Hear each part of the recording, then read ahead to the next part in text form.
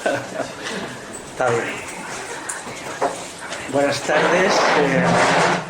Ya sabéis que el título es Destrucción y reconstrucción de la espiritualidad. O mi interpretación de lo que es la espiritualidad, claro. O sea, para empezar diría que yo distingo entre espiritualidad natural, espiritualidad sobrenatural, pseudoespiritualidad, no espiritualidad y antiespiritualidad. Cada una de estas cuestiones es una forma de enfocar un problema objetivo que es el carácter no meramente fisiológico o zoológico del ser humano. La que yo apunto es la espiritualidad natural, pero también hay una espiritualidad sobrenatural para la gente que es creyente y una pseudoespiritualidad, y una no espiritualidad y una antiespiritualidad, que es la ideología común en las sociedades de la contemporaneidad. Tomaré como punto de partida una frase de San Pablo que dice: seréis transformados por la renovación de la mente. Me parece que es una idea muy oportuna, aunque he de decir, ya lo he dicho antes, que yo no soy creyente, pero no tengo una actitud histérica ante las religiones como tanta gente hoy. Para mí las religiones están ahí y adopto hacia ellas como hacia todo una posición selectiva, aprendo de ellas y difiero de ellas cuando creo que no tienen razón. Y en este caso creo que la tienen. Antes de entrar en el tema, quería presentar las últimas dos publicaciones. Uno es esto, Los montes arbolados, el régimen de lluvia y la fertilidad de los suelos. Es un capítulo en realidad de mi libro Naturaleza, Ruralidad y Civilización, reeditado por una pequeña editorial de Murcia que se dedica a la forestación. El folleto solo tiene de original la presentación. En la presentación, por primera vez, que es mi presentación o la de la editorial, explico cómo entiendo yo los árboles desde un punto de vista que podría definirse como subjetivo, pansensual y en cierta medida místico. Por primera vez al escribir he dejado a un lado el objetivismo y el rigor que siempre me ha dominado y decidí guiarme la manta a la cabeza y decir lo que pensaba realmente de los árboles. Bueno, ahí queda.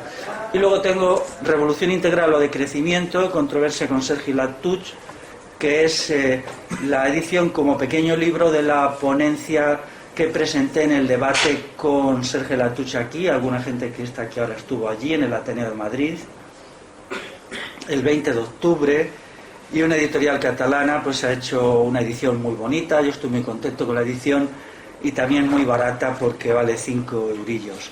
Aquí incluyeron un texto mío de hace 2 años y medio, que eran unas jornadas de agroecología aquí en Madrid, los límites del ecologismo, que, bueno, pues a los ecologistas así más, como diría yo, más dogmáticos les ha caído muy mal, pero otro tipo de ecologismo mucho más operativo y abierto les ha caído bastante bien. Eso siempre sucede, ¿no?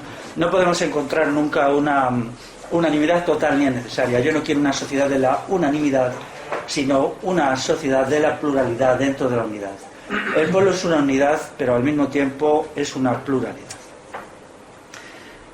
Es la primera vez que hago esta charla y quiero convertirla en un libro, si todo va bien, en un año, que se llamaría Tratado de Espiritualidad Natural. He recopilado muchas ideas que yo desde hace mucho tiempo tengo en la cabeza y que he ido dejando caer en algunos de mis libros, sobre todo en Crisis y Utopía en el siglo XXI, que está agotado desde hace mucho. Ahora lo vamos a reimprimir, no la segunda edición porque quiero cambiarlo.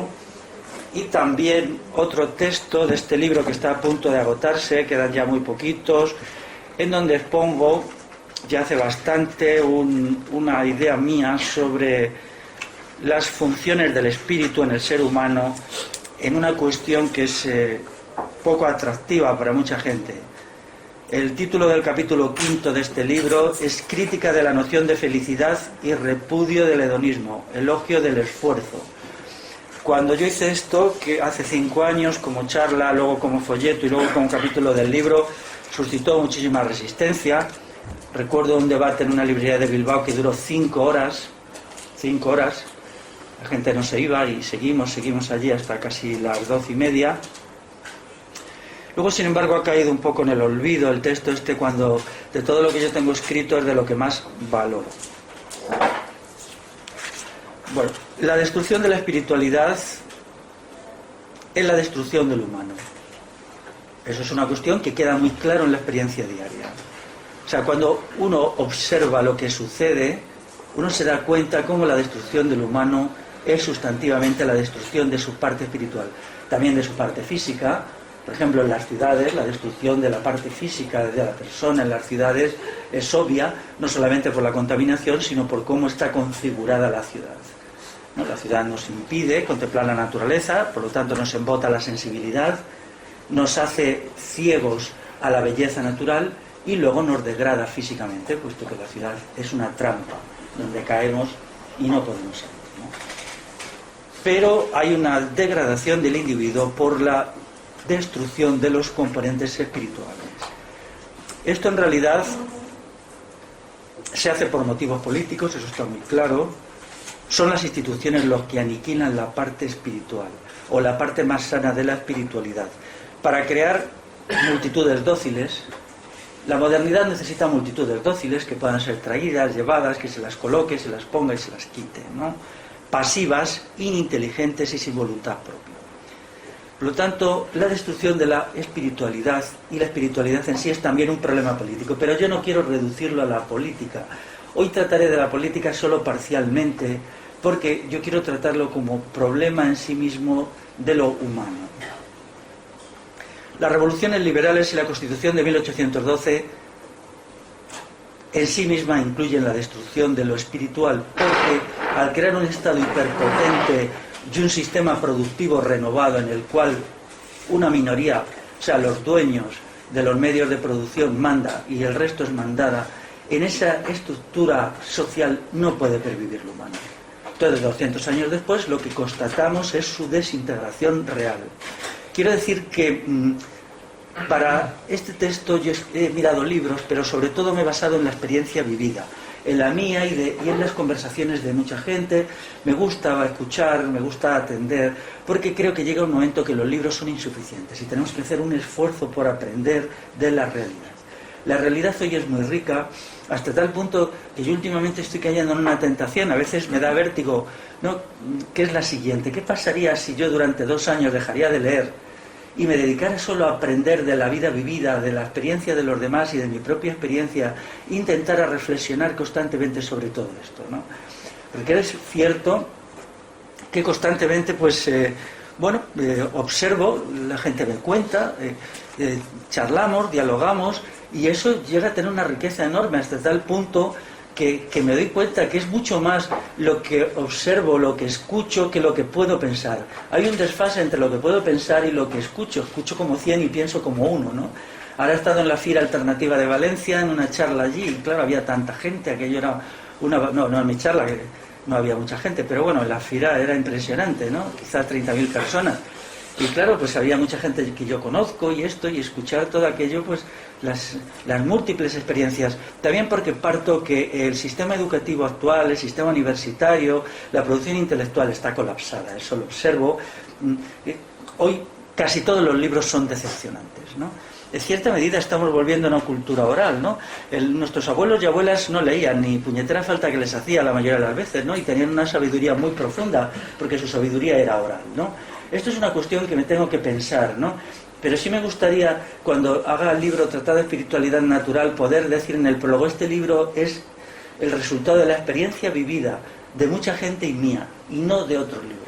Eso sería lo que más me gustase, aunque claro, no podría dejar de citar, como iba a dejar de citar a los filósofos cínicos, a los estoicos, al primer cristianismo y a la mística castellana y a todo aquello que ha constituido mi cosmovisión desde siempre. Es curioso que la polémica con la Tuch, que en realidad es una polémica ecologista de muy bajo nivel, a mí más que nada el decrecimiento me aburre, ¿no? Lo que pasa es que no sé por qué me designaron para ser su antagonista y me tocó oír, ¿no? Pero yo inicio este libro con 3 citas del pensamiento clásico vamos a ver dónde están, si las encuentro, pero vamos, son 3 citas de Epicteto, el pensador clave del siglo I, de nuestra era, y las voy a leer porque están muy en relación con esto. Es decir, en un libro que aparentemente nada tiene que ver con la espiritualidad, porque esto es una discusión sobre árboles, sobre si realmente crecimiento o no de crecimiento, tiene razón la izquierda productivista o no la tiene, bueno, unas discusiones de estas a veces un poquito aburridas, ¿no? Las 3 citas que inician el libro de Epicteto, las 3 son: quien se hace esclavo de los hombres se hace antes esclavo de las cosas. Esto es muy, muy importante, muy importante. Yo creo que esto en cada ser humano debería suscitar por lo menos 10 horas de reflexión ensimismada. 10 horas.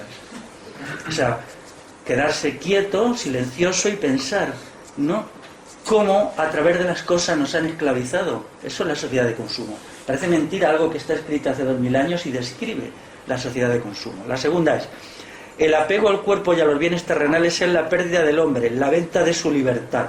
Totalmente cierto. La experiencia nos dice que es así, ¿no? Una vez que las tendencias zoologistas y fisiologistas del ser humano se disparan, ya no queda espacio para lo espiritual. Por lo tanto, para la libertad, porque la libertad es un valor y una cualidad del espíritu. Cuando ya los seres humanos se han degradado tanto que han perdido sus condiciones como seres humanos, renuncian a la libertad. Y esto es lo característico de las sociedades contemporáneas. Hay algún tratadista de política que lo dice. Dice, lo propio de nuestra época es la renuncia a la libertad. Dice, eso es algo nuevo en la historia. Antes no sucedía, la gente anhelaba la libertad. Hoy la gente teme la libertad porque hay otros valores como la comodidad, el bienestar, la paz, la tranquilidad, que yo los considero disvalores que están por encima. Y en tercer lugar, otra cita de Epicteto que dice: el que es dado a la frivolidad y a los bienes terrenales es incapaz de amar. Esto es muy importante. ¿Cómo se puede negar que en nuestra sociedad se muere de frivolidad? Yo recuerdo que esto se lo oí yo a un amigo una vez hace ya 5 años, y yo no me había dado cuenta, lo tenía intuitivamente, pero él dije, es verdad, nunca se me había ocurrido, ¿no? Y los bienes terrenales, ¿no? Las sociedades libres y sociedades espirituales tienen que ser sociedades de bienes materiales mínimos. Eso es así, ¿no? No todo lo humano puede ser complementado. A veces lo humano aparece como disyuntiva. Por ejemplo, luego en la cuestión de la espiritualidad lo veremos. Por ejemplo, un gran bien espiritual es la verdad. Y otro bien es el amor. Pero la verdad y el amor no están en total armonía. Eso forma parte de la tragedia de lo humano. Es decir, a veces tenemos que renunciar a la verdad un poquito por el amor y viceversa, ¿no? Y aquí está lo difícil, ir encajando todos los valores para sacar un conjunto que sea suficiente. Porque eso quiere decir que cada parte es finita y solo el todo es infinito. Pero como el ser humano por definición y por naturaleza es infinito, no puede captar la totalidad. Entonces nos debatimos siempre en la confusión. ¿Qué parte de verdad tenemos que tocar? ¿Qué parte de amor? ¿Qué parte de fortaleza espiritual? ¿Qué parte de sensibilidad? ¿Qué parte de belleza? Y todas estas cuestiones se nos escapan constantemente. Por eso el destino humano es trágico. Sobre todo para la gente, como es mi caso, que no somos creyentes. Entonces es todavía más trágico, porque nos encontramos en este batiburrillo que no somos capaces de dominar, ¿no? Entonces la espiritualidad es considerar todos estos elementos en su complejidad, en su finitud y en su interrelación, para conseguir un ser humano que sea de calidad al menos un poco inferior, un poco superior a lo que nosotros somos, que hemos sido construidos como seres muy inferiores. Estaba diciendo que las revoluciones liberales nos destruyen, crean el homo economicus, esa cosa horrible. El homo economicus es simplemente alguien que corre detrás de la economía. Cuando vemos aquí, por ejemplo, las acciones de la izquierda, las movilizaciones, vemos que no hablan nada más que de dinero. Eso ha creado una inespiritualidad tremenda. Quiere decir que el movimiento obrero antes de la guerra civil no era así. Había una gran fuerza de lo espiritual. Por ejemplo, ahora con unos amigos vamos a editar El sentido de la vida, de este libro de espiritualidad de Félix Martí Báñez.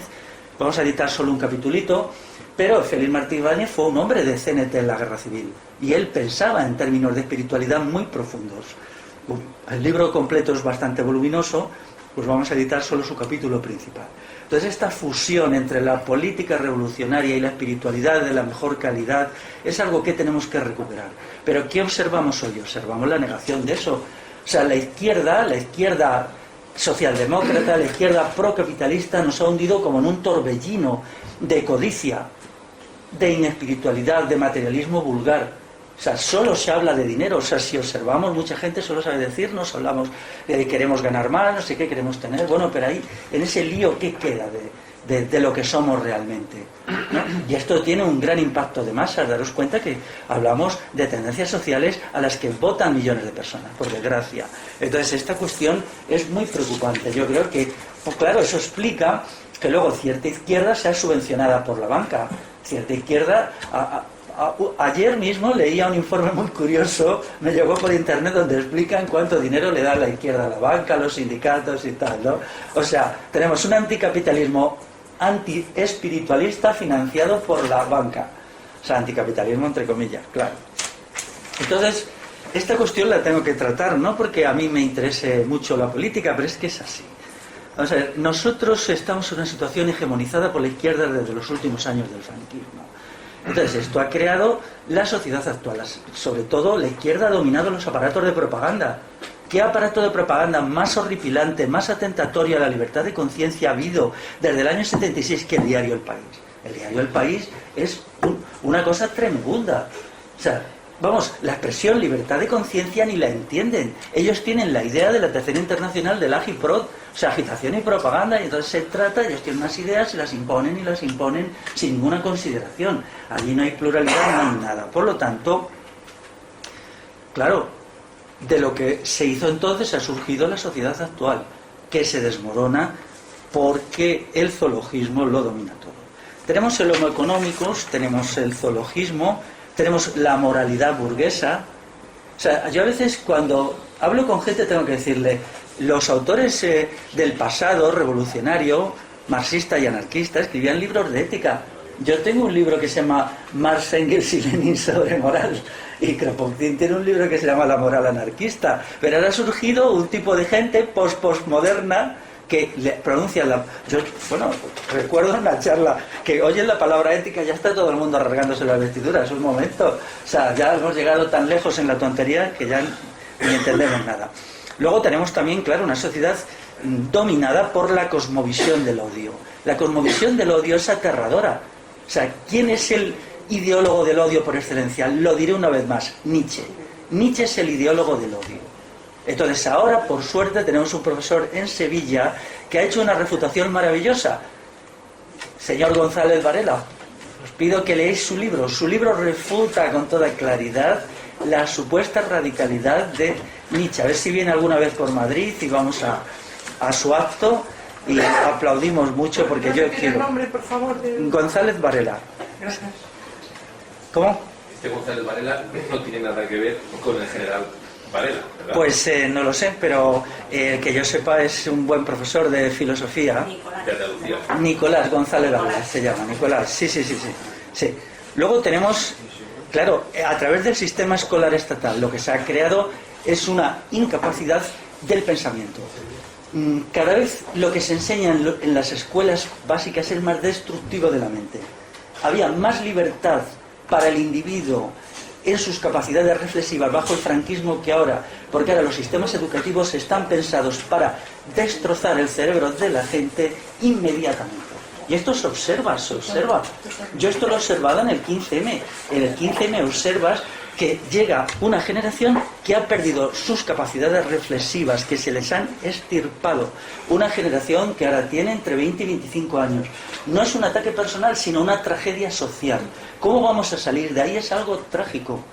Pero incluso bajo el franquismo no se habían preparado. Daros cuenta que cada cosa que hoy se hace tiene detrás 1000 expertos que se dedican a hacerla letal. Yo recuerdo que leí una vez cómo se manipulaba la comida infantil. Entonces resultaba que para hacer una cosita, un botecito de comida infantil, hay detrás un equipo o 10 de psicólogos, de sociólogos, de tal, de pedagogos, de médicos, de tal. Entonces resulta que hay toda una serie de expertos que te señalan cómo tienen que ser los sabores, las mezclas y tal, para conseguir el máximo de manipulación de la parte sensorial, podemos decir, de las niñas y niños, ¿no? Claro, esto sucede en todo. Hoy ve uno un libro de texto y dice, realmente esto está construido para destruir a la cabeza de la gente, ¿no? Claro, ¿y qué haces? ¿Qué haces con esto, no? Nos enfrentamos a realidades que, lo peor de todo, a menudo nos parecen sin remedio, ¿no? Luego está el obrerismo fisiologista, la creencia de que lo único que tiene que hacer la clase obrera es consumir más. Esto es un horror. Esto no tiene nada que ver con lo que sucedía antes de la Guerra Civil. Yo recuerdo, por ejemplo, cuando Félix Martí Báñez se dedicaba... Yo estuve en un pueblo de Murcia que se llama Cieza, y había una señora muy mayor que era trabajadora de una fábrica, tenía como 95 años, y ella todavía se acordaba de cuando al Ateneo Libertario de Cieza iba la gente importante de la época, desde Federico Urales a Félix Martí Báñez, ¿no? Y muy a menudo hacían charlas de espiritualidad, de filosofía, y ella solo era una trabajadora de la industria del esparto, y me estuvo contando allí todas sus vivencias, porque en la fábrica había una fotografía del año 32 en donde ella aparecía con 18 años. Entonces, a partir de ahí me estuvo contando sus vivencias, y sus vivencias no era un movimiento obrero volcado en el dinero, era todo lo contrario. Ellos creían que había que construir una sociedad nueva, y eso exigía una nueva espiritualidad y un nuevo ser humano. Y esa es la conciencia que ellos tenían. Me habló, recuerdo mucho, de Federico Urales, de lo elegante que era, de lo bien que hablaba. Bueno, fue muy curioso, ¿no? Entonces era un hombre muy elegante, muy guapo. Así la escuchaba, ¿no? Pero intentaba comprender lo que una mujer de casi 90 años me estaba diciendo, ¿no? Luego está el fenómeno del hedonismo de masas. Tengo que decirlo, yo estoy en contra del Mayo francés, porque el Mayo francés no es más que la institucionalización del hedonismo. Y mi versión es que donde hay hedonismo no puede haber verdadera espiritualidad. Eso es una cuestión que se puede debatir, pero así lo entiendo, ¿no? Y luego tenemos, claro, el proyecto felicista, la felicidad obligatoria impuesta por la Declaración de Independencia de Estados Unidos de 1776 y la Constitución Española de 1812. Ambas plantean la felicidad como una obligación política, mucho más como una obligación filosófica. Encontramos que el régimen franquista, dejando a un lado todas sus bobaditas de la espiritualidad falangista, que bueno, hay que reírse un poquito, ¿no?, de aquello, de lo que ellos inventaron, en realidad era una destrucción del humano de una forma descomunal. Lo hicieron de una manera muy simple. En primer lugar, el franquismo fue una exacerbación de la voluntad de poder. La voluntad de poder lo destruye todo, porque si el poder es coerción y el sujeto ha de ser coaccionado, lo mejor es que el sujeto sea nada. Es decir, realmente ellos llegan a una situación física, como una bola de billar, el sujeto en la bola de billar, y entonces el estado ha de ser el golpe que se le da con el taco para que la bola ruede. Por lo tanto, cuando en una sociedad triunfa la voluntad de poder, lo que está triunfando en realidad es la cosificación de la persona. Mientras que una sociedad donde el Estado disminuye y la sociedad cumple más funciones, lo que tenemos es una rehumanización del sujeto. Y mucho más en una sociedad sin Estado, claro. Por lo tanto, el franquismo es una exacerbación de la voluntad de poder para crear una multitud dócil, liberada de las funciones específicamente humanas, pensar, decidir, relacionarse, autoconstruirse, vivir éticamente. Yo recuerdo la moralidad que era el franquismo. El franquismo, cuando se quitaron ya la máscara de toda aquella pseudopalabrería falangista, no tenían más que una meta, que era vivir bien, vivir cómodamente, ganar dinero y triunfar en el sentido más del estómago posible, ¿no? El franquismo crea aquí todos los elementos de la espiritualidad que luego han arrasado. Crea la sociedad de consumo. No olvidemos que la sociedad de consumo se crea en los años 60, industrializa el país, destruyendo el gran reservorio de espiritualidad, buenas maneras y arte del oratorio que era el mundo rural popular tradicional. Todo eso lo destruye el franquismo. Cuando el franquismo llega, existía un mundo rural ya agónico, pero todavía vivo. Cuando el Franco muere, ya no hay mundo rural propiamente dicho. Crea las condiciones que destruyen a la familia extensa. El franquismo hace un juego muy fácil, se apoya en la familia nuclear para destruir a la familia extensa. Luego llega la oleada nueva, que es los gobiernos izquierdistas, y ya destruyen la familia nuclear, con lo cual ahora ya vivimos en la nada. No en la nada de las unidades naturales de convivencia. Y crea una personalidad pasiva, logrera, superficial e inespiritual, que es la que el capitalismo necesitaba. A finales del franquismo ya era muy obvio que lo único que importaba era una palabra de 6 letras, que era dinero, y nada más, ¿no? Esto era así en todo. Es muy importante, por ejemplo, leer el discurso de Franco en 1959, cuando inaugura en Sidesa la gran factoría metalúrgica. Yo lo leí completo, fue allí con su ministro de Industria. Y bueno, ese discurso lo único que habla es de economía, de dinero, de poder económico y de poder político anexo al poder económico. Es muy interesante. Quien crea que el franquismo era algo más que eso, se equivoca completamente. Pero luego, claro, viene la izquierda. La izquierda culmina el proceso de destrucción de lo espiritual hasta llegar a la situación actual. La izquierda ha tenido el poder político casi todos estos años. Ha tenido el poder ideológico, el poder mediático, el poder intelectual. Hablaba con alguien, ya no me acuerdo dónde, y me decía, pero si es que hace 15 años todos los profesores eran marxistas, era difícil encontrar un profesor de historia que no fuera marxista, de sociología. Bueno, pues por los frutos los conoceréis, ¿no? Bueno, ¿dónde están las creaciones intelectuales de toda esta gente? ¿Dónde están? Nos reímos, ¿no? Bueno, es ridículo. Todo esto ha demostrado ser completamente estéril. No nos han dejado nada ni en lo intelectual, ni en lo filosófico, ni en lo histórico. Y lo poco que se ha hecho por otras corrientes, Esto es una lección histórica muy interesante, ¿no? Entonces, yo definiría en 15 puntos el proceso de inespiritualidad que se ha llevado adelante en los últimos 35 años. El ser humano antropológicamente es estómago. Esto es su parte. Ya sabéis que el Partido Socialista Francés hacia 1890 tenía gala llamarse el Partido del Estómago. Hasta que ya alguien, que era un poquito menos grosero, les dijo, hombre, pero ¿qué estáis haciendo? Entonces lo quitaron, pero durante una temporada ellos aparecían en los mitines estos diciendo, nosotros somos el Partido del Estómago. Bueno, pues aquí esto ha seguido, ¿no? Luego, la espiritualidad, salvo en sus expresiones más banales y mercantilizadas, es negativa para la izquierda. Es clericalismo, es superstición, es ideología burguesa.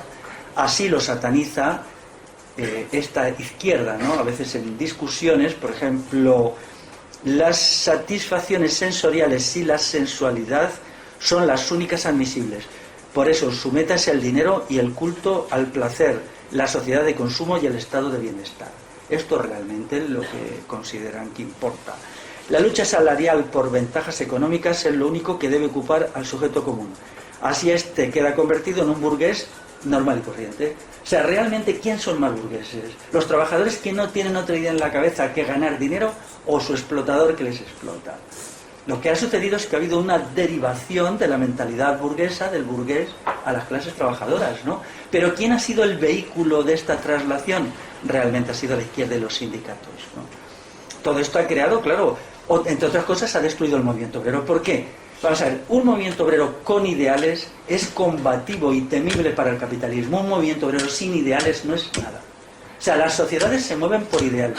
Lo que define, lo que hace temible a alguien son los ideales. Os recomiendo, ya que estamos hoy tirando la casa por la ventana, que leáis el informe de José Antonio Primo de Rivera sobre la insurrección de Asturias de 1934. Y él dice, ¿qué ha hecho tan temible al proletariado asturiano? ¿Qué le ha hecho tan temible? Dice que ellos tienen ideales, que ellos tienen una concepción del mundo antagónica con la nuestra. Dice, y entonces eso ha llevado a este proletariado a lanzarse, a combatir y a luchar. Dice, entonces, eso, si ellos no tuvieran ideales, no serían peligrosos. Entonces, esta situación en que ahora estamos, en que con casi 6 millones de parados hay una paz social ejemplar, resulta del proceso de destrucción de los grandes ideales que tenía el movimiento obrero antaño, o por lo menos una facción significativa de él, ¿no? Hay Primo de Rivera, cuando él ya tenían fundada la Falange, entiende muy bien el asunto. Lo que pasa es que le salió mal la jugada. Dijo, a los grandes ideales del proletariado revolucionario tenemos que oponer otra tanda de grandes ideales basado en la patria, bla bla. Todo esto, lo que pasa es que, claro, llegó tarde, porque ya aquí era tan sólido el sentido popular revolucionario y el rechazo de la pacotilla esta ridícula del fascismo, que no consiguió nada, ¿no? Y esto hace que la historia de nuestro país sea distinta de las historias europeas. Mientras que los nazis consiguen ser un verdadero movimiento de masas con peso en la clase obrera, y los fascistas italianos igual, y los fascistas rumanos, por ejemplo, la Guardia de Hierro, etcétera, aquí eso no sucede. Aquí la Falange nunca pasa de ser un grupito de pistoleros y de matones. Nunca consigue apoyo de masas. ¿Por qué lo intenta? ¿Por qué? Porque aquí había un movimiento muy obrero, muy sólido en el terreno de los ideales. Hay que mirar revistas de la época, como la revista Estudios, como otras muchas. Yo me acuerdo que hice un estudio de esto y tiraban 120.000 y 130.000 ejemplares en la época, pero es que había muchas de estos y 200.000 ejemplares. Te quedabas anonadado, ¿no? Y eran revistas, algunas de sindicatos y otras no. Creo que la revista Estudios se editaba en Valencia y era una editora privada la que lo sacaba, ¿no? Y entonces ahí se trataba de todo, o la revista Blanca de Federico Urales, que allí podías encontrar de un artículo de Magui Cuby hasta otro de Einstein, hasta de todo. O sea, hasta, por ejemplo, era la única sección del movimiento obrero que entendió lo que era el mundo rural popular tradicional. Para escribir mi libro Naturaleza, Ruralidad y Civilización yo la consulté mucho, porque ellos sí entendieron. Fue la única corriente del movimiento obrero que entendió al campesinado. Una pena, porque si se hubiera tirado más del campesinado hacia ideas revolucionarias, más o menos como yo expongo en el libro citado, se podría haber conseguido vencer al franquismo, ¿no? Pero el obrerismo zoquete de la época impidió esta confluencia de lo urbano popular y lo rural popular contra el fascismo. Y entonces Franco consiguió...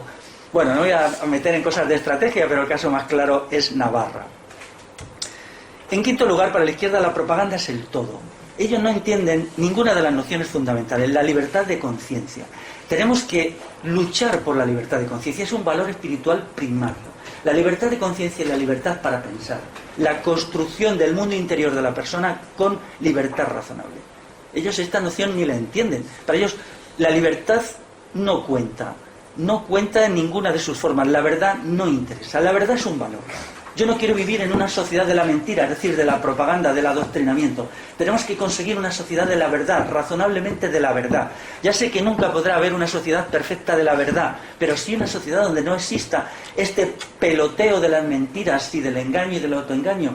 Una sociedad donde, por ejemplo, ¿qué han hecho? La gente que defendemos una explicación razonable de la Constitución de 1812 nos han arrinconado y han impuesto ahí su versión ridícula que no se tiene de pie. En el Ateneo hicieron unas jornadas, mandaron llamar a alguien de los disidentes, no nos invitaron. Pregunta, ¿cuánto les pagaron a todos los listillos y paniaguados de la universidad que fueron ahí a contar mentiras sobre la Constitución de 1812? Sería importante, de ahora en adelante, a todos los actos estos de las mentiras institucionales tenían que poner debajo lo que les han pagado. Igual que estas cositas ridículas del arte postmoderno y estas bobaditas de los ayuntamientos, que yo siempre digo, bueno, esto está aquí muy bien, una chorrada que ves en un parque, ¿no? Pero le falta lo principal, poner lo que ha costado, que a veces es increíble. El ayuntamiento puede haber pagado por una tontería 400.000 euros, ¿no?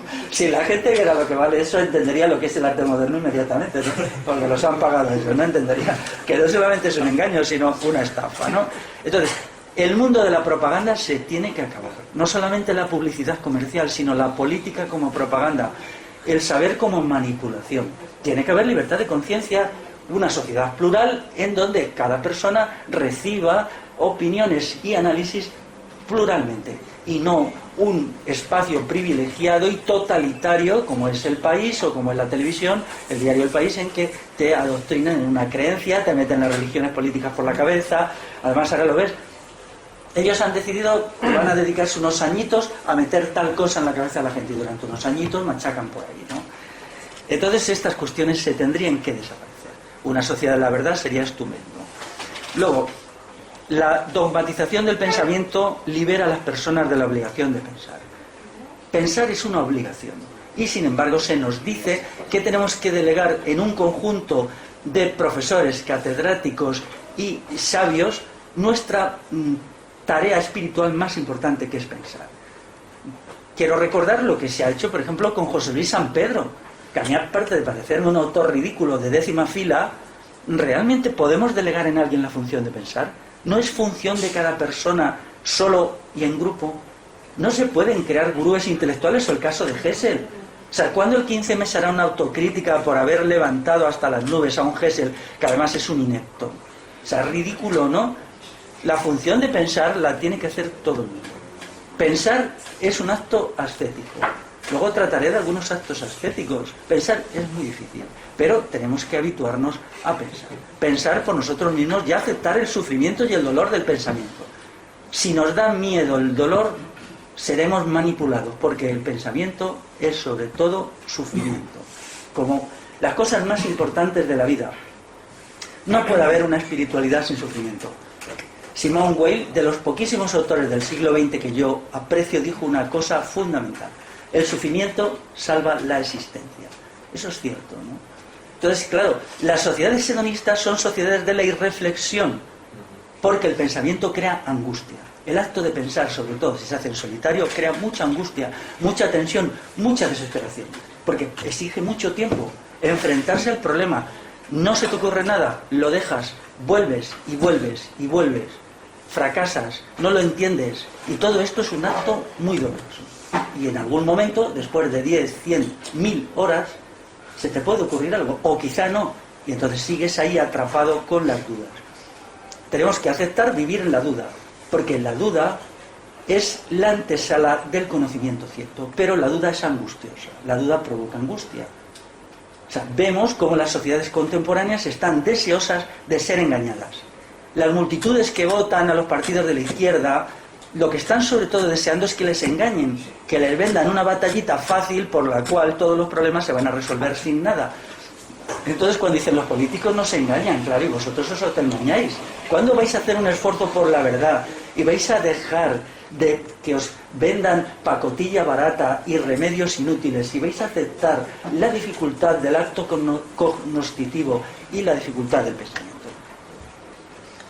Otro punto sustantivo es la creación de un subhumano puramente sensual y sensorial incapaz. Aquí esto está muy claro cuando se ve ciertos enfoques, sobre todo de los años 70, en lo cual el acto de sentir sustituye al acto de pensar. El acto de sentir sensorialmente, en sus formas más elementales, más fisiológicas, sustituye por un lado al acto de pensar y por otro daña algo fundamental, que es la fortaleza espiritual. No se puede hacer nada sin el autocultivo de la fortaleza espiritual. Si no somos fuertes, entonces nos arrasan. ¿Quién nos arrasa? La gente que tiene el poder. Los llamamientos constantes al debilitamiento psíquico del sujeto tienen un ganador obvio, que es el poder constituido. Cuanto nosotros seamos más débiles psíquicamente, más fuerte es el poder constituido. Entonces, la fortaleza espiritual tiene muchas manifestaciones. Una de ellas se expresa como voluntad, es decir, tomar una decisión, es decir, elegir, que es lo que se llama libre albedrío, y luego persistir en el cumplimiento de esa meta por dificultades que tenga. ¿Qué ha quedado de la voluntad? No ha quedado nada, no ha quedado nada. Antes veía a un amigo por aquí que había traído un libro de Plutarco. Plutarco es el filósofo de la voluntad, es el filósofo que te enseña a persistir en la voluntad, a ser fuerte de espíritu. La fortaleza es una virtud, una de las grandes virtudes.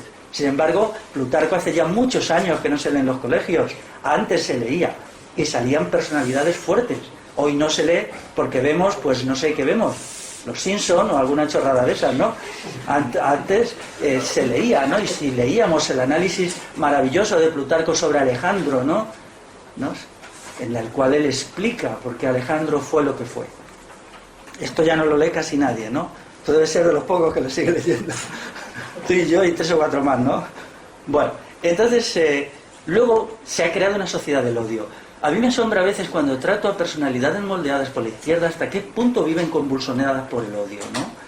Realmente el odio, ellos han sustituido la comprensión de nuestras condiciones de explotación y dominación por simplemente un odio. Las sociedades del odio son muy peligrosas. La sociedad del odio por excelencia fue la del nazismo, ¿no? Porque el odio no sabe qué odia ni por qué odia, simplemente es como una especie de magma fácilmente manipulable. El odio se crea primero de una manera abstracta y entonces se dirige para acá o para allá, según interese, ¿no? Yo entiendo muy bien que la resistencia al poder constituido y a los elementos de dominación se tiene que hacer sin odio. No necesitamos el odio para vencer, es más, el odio nos ciega. Pero tenemos la segunda ideología del odio que hoy marcha a toda pastilla, que es el feminismo. El feminismo es una ideología terrible del odio. El odio a los hombres, el odio a las mujeres, el autoodio, el odio. O sea, ¿cuándo se callarán ya las ideologías del odio, no? ¿Cuándo recuperaremos no solamente una disposición para el amor, sino lo que es más importante, que es el amor al amor. Esto lo aprendí de la mística castellana del siglo XVI, de una gran mujer que no era feminista y por eso fue una gran mujer, que era Isabel de la Cruz. Isabel de la Cruz necesita un homenaje. Esta mujer fue destruida por la Inquisición hacia 1528 y sin embargo ella había llegado a desarrollar elementos sustantivos muy interesantes de lo que podría ser una sociedad del amor, una sociedad sin propiedad privada y sin sistemas de dominación. Desapareció en las cárceles de la Inquisición, como era lógico, ¿no? Pero nos dejó su legado, que ha sido olvidado, y solamente hay que buscar algunos libros. Que yo sepa, solamente hay un libro que trata de ella. Quiero decir que yo leí hace 15 años ya los textos, en realidad no son suyos, son solo el interrogatorio a que le sometió la Inquisición para poder conocer su pensamiento. Ella formaba parte de un grupo, de unos grupos que se crearon en la clandestinidad hasta que la Inquisición los destruyó. Luego, dentro de la ideología del izquierdismo está el egotismo. Por ejemplo, este grupo de los espiritualistas castellanos, de la mística castellana, tenían la idea de la negación de sí. Esto es una cuestión muy interesante, pero muy difícil de explicar. Es decir, la negación de sí supone que el individuo deja de tener intereses propios, deja de buscar el propio interés y adecua su vida a metas suprapersonales que considera de grandeza suficiente. Era muy curioso, por eso ellos se llamaban desados en castellano antiguo, dejados. Ellos lo planteaban, claro, la cosmovisión religiosa suya, que eran dejados a la voluntad de Dios, decían, pero la voluntad de Dios la entendían, según el Evangelio de San Juan, como Dios es amor. Entonces creían que cuando el individuo se concentra en sí mismo, renuncia al amor a los demás, al mundo y a la totalidad de las cosas, y se convierte en una personalidad inferior. Esto es muy interesante y a mí alguna vez me gustaría tener tiempo suficiente para desarrollar la ideología del amor de la mística castellana, que luego en formas, digamos, más recortadas aparece en San Juan de la Cruz, aparece en Santa Teresa de Jesús, que es muy interesante, ¿no? Yo entiendo, y lo digo abiertamente, que para acabar con la propiedad privada capitalista necesitamos esta cosmovisión de la renuncia a lo particular. Porque es esto sencillamente, ¿no? Y ellos se presentaban a sí mismos como, ya digo, como desados, o sea, dejados en el castellano actual. Como alguien, y es muy sutil, ¿no? Incluso cómo entendían las cuestiones, cómo entendían la sexualidad, por ejemplo, ¿no? Los inquisidores, claro, ¿no? Cuando les preguntaban, y ellos dijeron, cuando la pareja está en el acto amoroso es cuando está más cerca de Dios. Esto es una frase que aparece explícitamente en el acta inquisitorial, y es lógico porque su cosmovisión del amor incluye el amor físico como sustrato del amor espiritual. Entonces esta fusión de los cuerpos y las almas era la que consideraban como el sumum de la perfección humana, ¿no? Naturalmente esto les llevó directamente a las cárceles secretas de la Inquisición en Toledo. Quizás esto fue... Pero había que entender muy bien lo que ellos querían decir. Yo incluso, aunque he leído bastantes veces las actas inquisitoriales, se me escapa una parte de la cosmovisión. Por el momento no rechazo alguna vez entenderla de todo, ¿no? Luego tenemos en el mundo de la izquierda la interpretación materialista de la historia. Esto es un horror y una tontería. Además, todo lo que se ha hecho según la concepción materialista de la historia, lo único que provoca risa, ¿no? No vale para nada. Esto es una locura. Pero sí ha valido para algo, para eliminar del análisis histórico los elementos inmateriales. Por ejemplo, nos introduce una cuestión que está muy clara, que la decisiva importancia que en la historia, en la humanidad real, ha tenido las grandes ideas y los grandes ideales, que es lo que ha movido a los pueblos y a las personas. No se entiende la importancia de la verdad. No se entiende lo decisivo que es en una situación dada comprender lo más perfectamente posible esa situación. Por ejemplo, ahora tenemos una crisis económica. Una vez que hemos leído las 70.000 tonterías de autores socialdemócratas sobre la crisis económica y estamos ahitos de bobadas, nos planteamos, bueno, vale, ¿y qué es la crisis económica? Entenderla objetivamente solo puede resultar de una voluntad de verdad. La voluntad de verdad es decisiva para desenvolvernos en la vida. Obviamente, ¿no? Desde las cosas más tontas, la voluntad de verdad es saber que ahí hay una pared y ahí está la salida, ¿no? Si yo intento salir por ahí, me doy un golpe contra la pared. Entonces no podemos organizar nuestras vidas ni en lo pequeño ni en lo grande sin una voluntad de verdad. La voluntad de verdad tiene que realizarse más allá de todos los dogmatismos. No hay ninguna prueba de que la historia tenga una base materialista ni tenga una base en nada. La historia es lo que es y punto, y la entendemos hasta donde podemos. Pero se creó este dogmatismo horrible que ha destruido a cuántas generaciones. Lo peor de los dogmatismos es cuando se les impulsa y entonces son como una máquina de destrucción de las mentes, ¿no? Por eso tenemos que crear como una especie de resistencia a los dogmatismos que sea algo muy simple, que es la primacía de la experiencia y de la realidad. Yo por eso, después de estar mucho tiempo resistiéndome a los dogmatismos, he llegado a la conclusión que he dicho al principio. Creo que voy a dejarme de dogmatismos y me voy a plantear la experiencia pura, nada más. La experiencia vivida de la gente. Es decir, ¿qué puedo yo aprender de la gente? Y de mí mismo, y del mundo como soy, a partir de la experiencia oral. No lo tengo todavía decidido, pero quizá me lance. Porque, claro, realmente, si vivimos el mundo a partir de este o el otro dogmatismo, lo estamos viviendo con ceguera, con ceguera.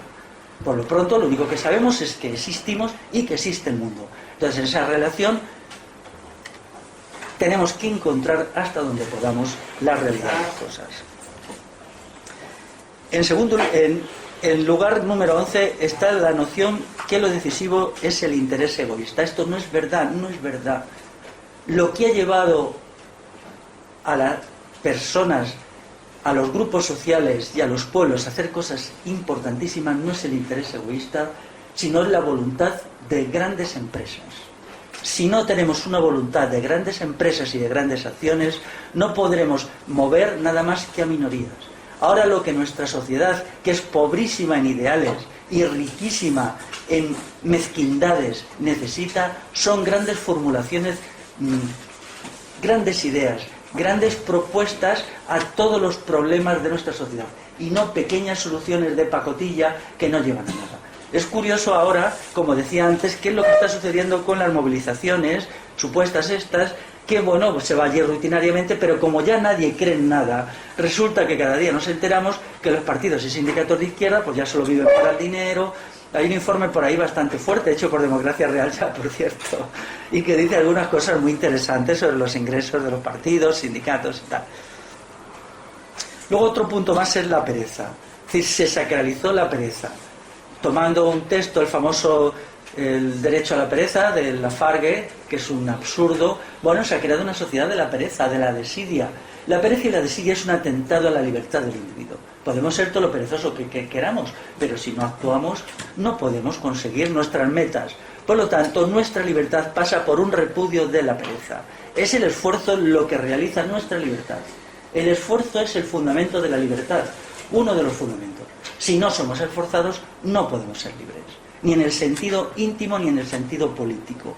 Entonces aquí se han introducido elementos, claro, que nos han ido desgastando y destruyendo como seres humanos. En el número 13 tenemos que al hacer del sujeto una criatura tutelada de la cuna a la tumba, la izquierda lo ha destruido como ser con autonomía. Es decir, el estado de bienestar nos tutela, somos como unos sempiternos menores de edad que se nos lleva, que se nos da cosas. Yo siempre digo lo mismo, ¿por qué se nos da cosas si no se nos permite que esas cosas las hagamos por nosotros mismos con nuestro esfuerzo para que así desarrollemos nuestras capacidades de todo tipo, desde las intelectuales hasta las relacionales, hasta el lenguaje? Si se nos da, se nos destruye. Dar es destruir. No queremos que nos den nada, tenemos que hacerlo todo por nosotras y nosotros mismos.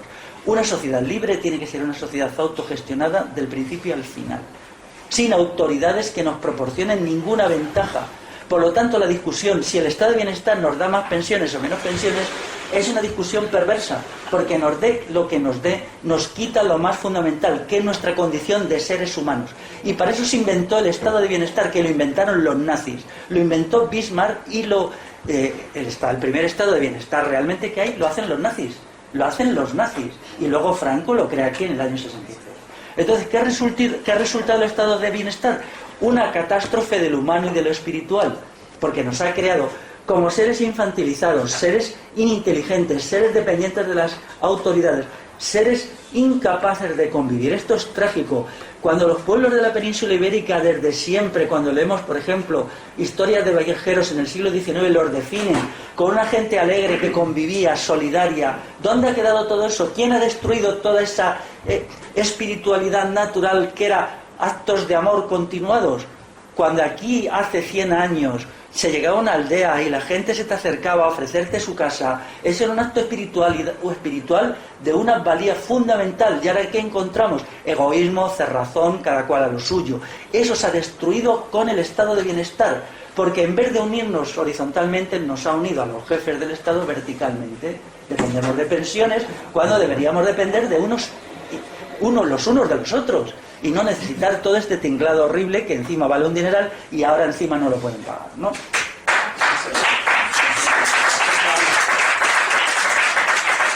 Luego, gracias.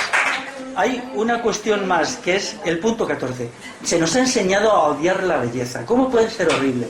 Yo que tengo como texto fundamental el libro de Kant, de lo bello y lo sublime, no sé si es el título exacto, porque a veces me falla Bueno, pero yo siempre he vivido con... A mí Kant me parece una castaña, pero este libro me parece bastante bueno, ¿no? Es la excepción, y creo que tenemos que hacer eso. Podemos rechazar a una cosa en completo, pero coger la parte, ¿no? Entonces, esta idea de lo bello y lo sublime es magnífica, ¿no? Es la única vez que Kant hizo algo decente, ¿no? Porque la belleza en sí mismo no es suficiente. La belleza tiene que introducir una elevación del espíritu. La belleza tiene que ser múltiple, y sin embargo, ¿qué nos ha enseñado las vanguardias artísticas? A odiar la belleza, a la destrucción de los elementos de sublimidad. O sea, cuando ahora vemos el arte actual, que es un no arte y es una tontería, vamos allá a decirlo de una vez, por ejemplo, el Guggenheim es una tontería y una mamarrachada, entonces eso se ha hecho a partir de la destrucción del ideal de belleza. Pero claro, ¿cómo no podría hacerse eso para que la gente viva en las ciudades, que son un compendio de fealdad y de horripilancia, sobre todo en las ciudades modernas? Tenía que crearse un sujeto que estuviera acostumbrado a la fealdad. Entonces se tuvo que meter en las vanguardias artísticas a hacer patochadas, ¿no?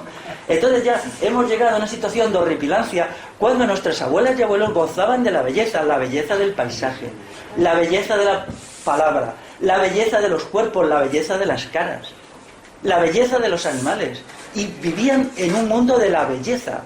Yo recuerdo una cosa que a mí me hizo casi llorar de emoción cuando alguien me contó, porque claro, ya sabéis, están los calumniadores del mundo rural. Me contaba alguien, decía, eso es mentira. Dice, en un pueblo de León, cuando el lino florecía, que era más o menos por ahora, dice, todo el pueblo iba al linar, porque el lino florecido es precioso. Dice, y entonces aquellos paletos, catetos, palurdos, patanes, bla, bla, bla, bla, se quedaban horas contemplando el lino florecido. Dice, se quedaban absortos ante la belleza de la planta, ¿no? Y lo vivían durante horas, ni siquiera hablaban. ¿Quién tenía esa capacidad de comprender la belleza? Ellos, no nosotros. Nos han arrebatado la capacidad de sentir lo bello. Cuando la gente se esfuerza en hablar lo peor posible, en ir vestidos lo peor posible, en tener los rostros lo más desagradables posible, rostros deformados por el odio, por la ininteligencia. Hay un estudio muy curioso de un autor en los años 20 que decía, ¿cómo es el rostro de la gente en las sociedades modernas? Dice, son rostros vacíos que no expresan nada. Claro, si estás 10 horas en una fábrica, al salir de ahí no puedes expresar nada. O rostros deformados por la tensión, por el odio que nos inculcan, por la incapacidad para comunicarnos. ¿Cómo puede haber belleza en esos rostros que han sido deformados por una forma inhumana de vivir? Por lo tanto, tenemos que considerar que la recuperación de la belleza como sublimidad, como elevación, como vivir en un mundo donde lo espiritual tenga su vibración plena, tiene que ser una meta, y no las tonterías estas de que si el estado de bienestar nos tiene que dar tanto y cuánto y cuánto y cuánto. No queremos más bienes materiales, lo que queremos son bienes espirituales. Y finalmente, la izquierda ha enseñado a la gente a autodestruirse. Yo recuerdo cuando había todas estas masas de gente, recuerdo una vez en la Plaza de España, que había como 300 o 400 drogadictos, ¿no? Y yo les estuve observando, era una masa enorme de gente, algunos semidesnudos, ¿no? Toda esa gente está muerta, es terrible, ¿no? Yo pasé un día casi entero mirando, ¿no? Entonces dices, bueno, esta gente, eran 300, ya habían hecho como un cordón la policía, estaban por allí metidos por los jardines de la Plaza de España, ¿no?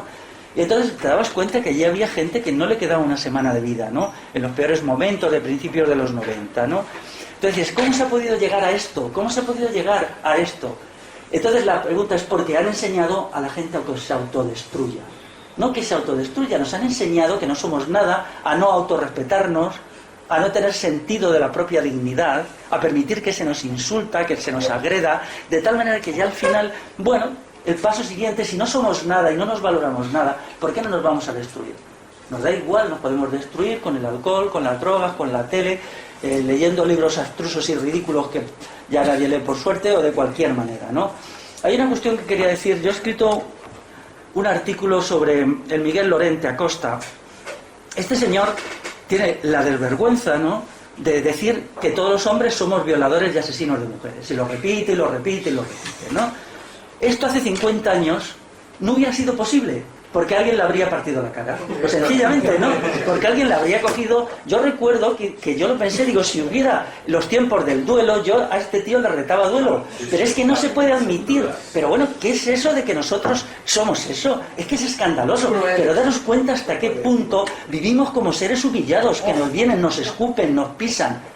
No, se hacen aguas mayores y menores en nosotros y somos incapaces. Pero macho, ¿tú qué te has creído? O sea, realmente, o sea, tenemos que romper con eso, ir un día y tirarle un vaso de agua a la cara y decir, ¿y ahora qué? O sea, no podemos permitir que se nos pise el pelo. Tú me estás diciendo que yo soy un asesino y un violador de mujeres, pero ¿hasta dónde hemos llegado? Yo y millones de hombres.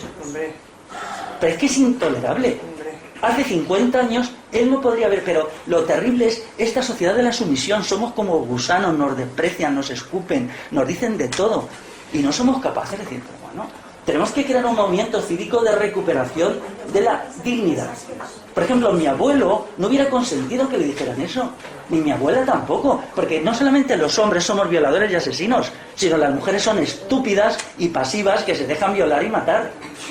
O sea, claro, pero... O sea, y realmente esto es todo el vómito constante de los medios de comunicación. Miguel Lorente, cuando fue delegado del gobierno para la violencia de género con Zapatero, yo creo que salía 3 días en la televisión, luego en El Mundo, luego en El País, luego en el ABC. Vamos, estaba todo el día en candelero, ¿no? Y nadie falla a decirle, pero ¿tú qué estás diciendo? O sea, y pedirles explicaciones, ¿no? Pero esto es normal, ¿no? Esto lo da una de las desgracias peores de la sociedad actual, que es el trabajo asalariado. El trabajo asalariado es una humillación permanente. Tienes que agachar la cabeza, entonces se crea un hábito permanente. Entonces tenemos que crear una sociedad autogestionada donde el acto de trabajar no sea un acto de humillación. Tenemos que acabar con el sistema capitalista, no para consumir más ni para ganar más, porque una futura sociedad no capitalista consumiría muchísimo menos que esta, sino simplemente, entre otras muchas cosas, para recuperar nuestra dignidad. Tenemos otra vez que autorrespetarnos. Porque, o sea, la epidemia de la heroína fue una epidemia muy gorda por muchas razones. Una de ellas es porque la gente no se respetaba. Si se hubiera respetado a sí mismo, no se habría matado. El acto de suicidio es un acto de falta de respeto por uno mismo. Si uno se quiere y se aprecia como un ser humano, tiene que quererse y apreciarse, y se considera valioso para la comunidad y para sus semejantes, no comete suicidio. Entonces, se han creado todas unas bolas ideológicas en las cuales al final estamos aquí nosotros en unas condiciones terribles, ¿no? Por lo tanto, la cuestión de la destrucción de la espiritualidad está aquí. ¿Cómo sería ahora la construcción? Bueno, es una tarea ardua y solo puede ocupar un largo periodo histórico. Recuperarnos como seres humanos no va a ser fácil.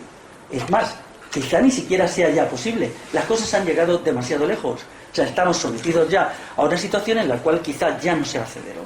Eso es una cuestión que yo muchas veces me lo pregunto cuando veo además cómo han evolucionado las cosas, ¿no? Entonces, ¿cómo podemos hacerlo? Pues tenemos que señalar los elementos sustantivos de lo humano e ir viendo qué podemos hacer en ellos. En primer lugar, en la inteligencia. La cuestión de la verdad es decisiva. Deberíamos de considerar la verdad de una forma reflexiva, como una meta fundamental. La verdad... Me refiero a la verdad cotidiana, es decir, que no se nos engañe demasiado. La verdad total no es asequible a la mente humana. Los seres humanos solo tenemos siempre verdades imperfectas e impuras. Todo pensamiento nuestro tiene un elemento de error inevitablemente. Siempre pensamos algo que tiene un componente equivocado, siempre. Y el tiempo nos demuestra que era equivocado. Y luego además tiene un componente de finitud y un componente de insuficiencia. Pero bueno, una vez que definimos de una forma naturalista la verdad, tiene que ser una meta.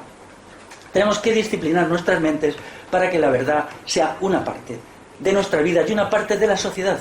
Tenemos que exigir una sociedad de la verdad, donde la verdad sea posible. Eso significa desmontar la propaganda, los medios de propaganda, los adoctrinadores profesionales, poner fin a la universidad, poner fin a todas estas cuestiones y crear un mundo en el cual la autogestión del saber y el conocimiento sea lo sustantivo.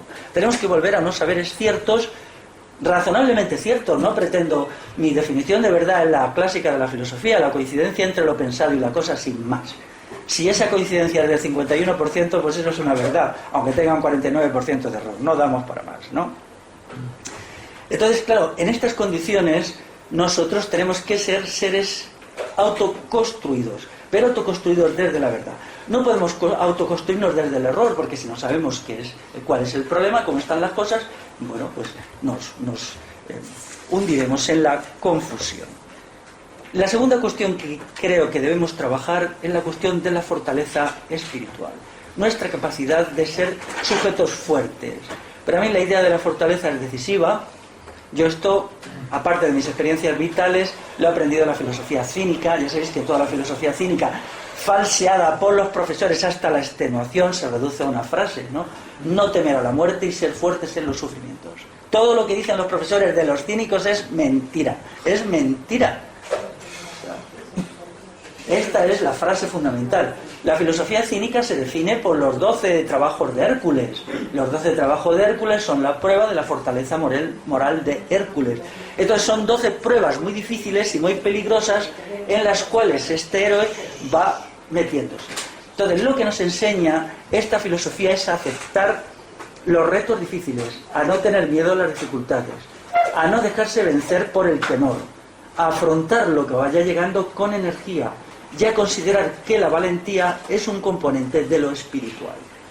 Entonces, según la filosofía cínica, lo difícil es mejor que lo fácil, lo dificultoso es mejor que lo cómodo, lo incómodo es mejor que lo sencillo.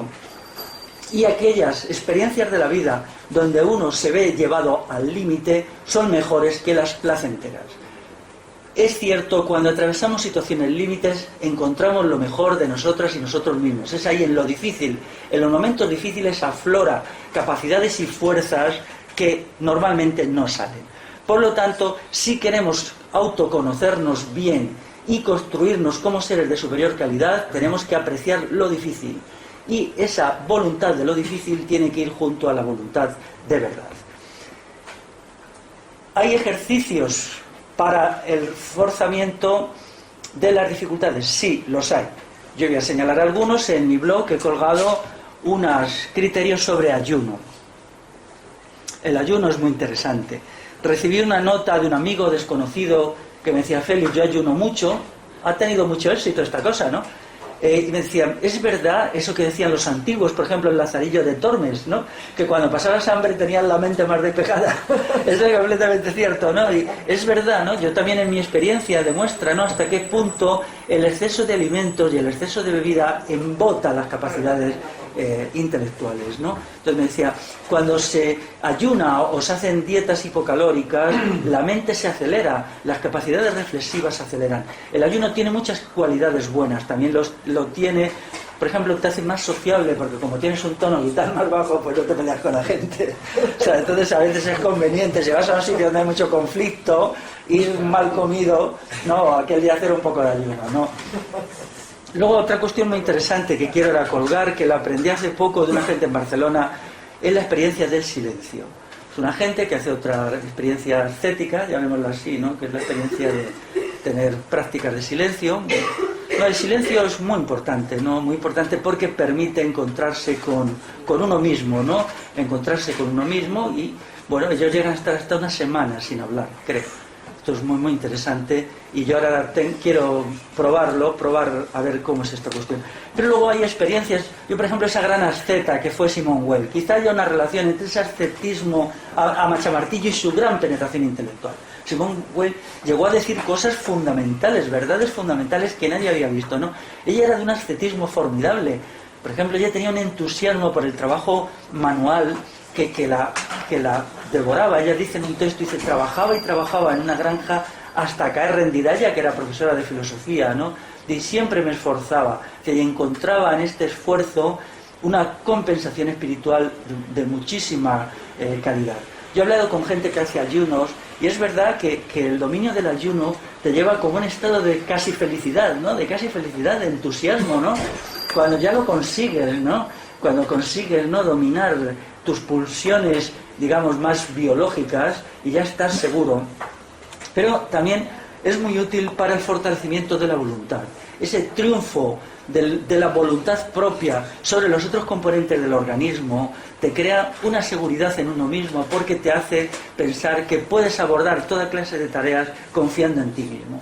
Daros cuenta que el ser humano es una realidad múltiple, compleja y unificada, ¿no? Y lo importante es que todas las partes que componen el ser humano estén coordinadas. Nosotros a veces encontramos que no es así, nuestra inteligencia va por un lado, la voluntad va por otro, la sensibilidad va por otro, y entonces ahí el ser humano perece, ¿no? Hay como un estrangulamiento. Entonces es la voluntad la que unifica, ¿no?, la que hace que las decisiones de la inteligencia sean cumplidas. Y entonces todos los elementos propios del sujeto, tanto los físicos como los espirituales, vayan a la par.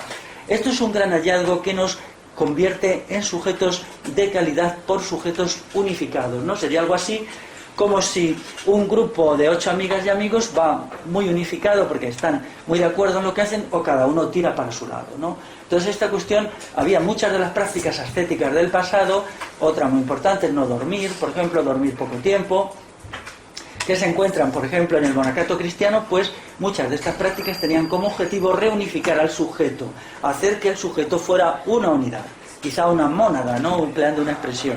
Todo esto hoy se ha perdido por completo, porque el discurso hedonista pues hace que todo esto esté fuera de lugar. Claro, si lo único que tienes que hacer es beber cerveza y ver la tele, pues claro, las prácticas del ayuno no son nada aceptables, ¿no? Pero a mí me ha asombrado, a partir de lo que he colgado en mi blog, el entusiasmo que suscita esto, los comentarios tan interesantes.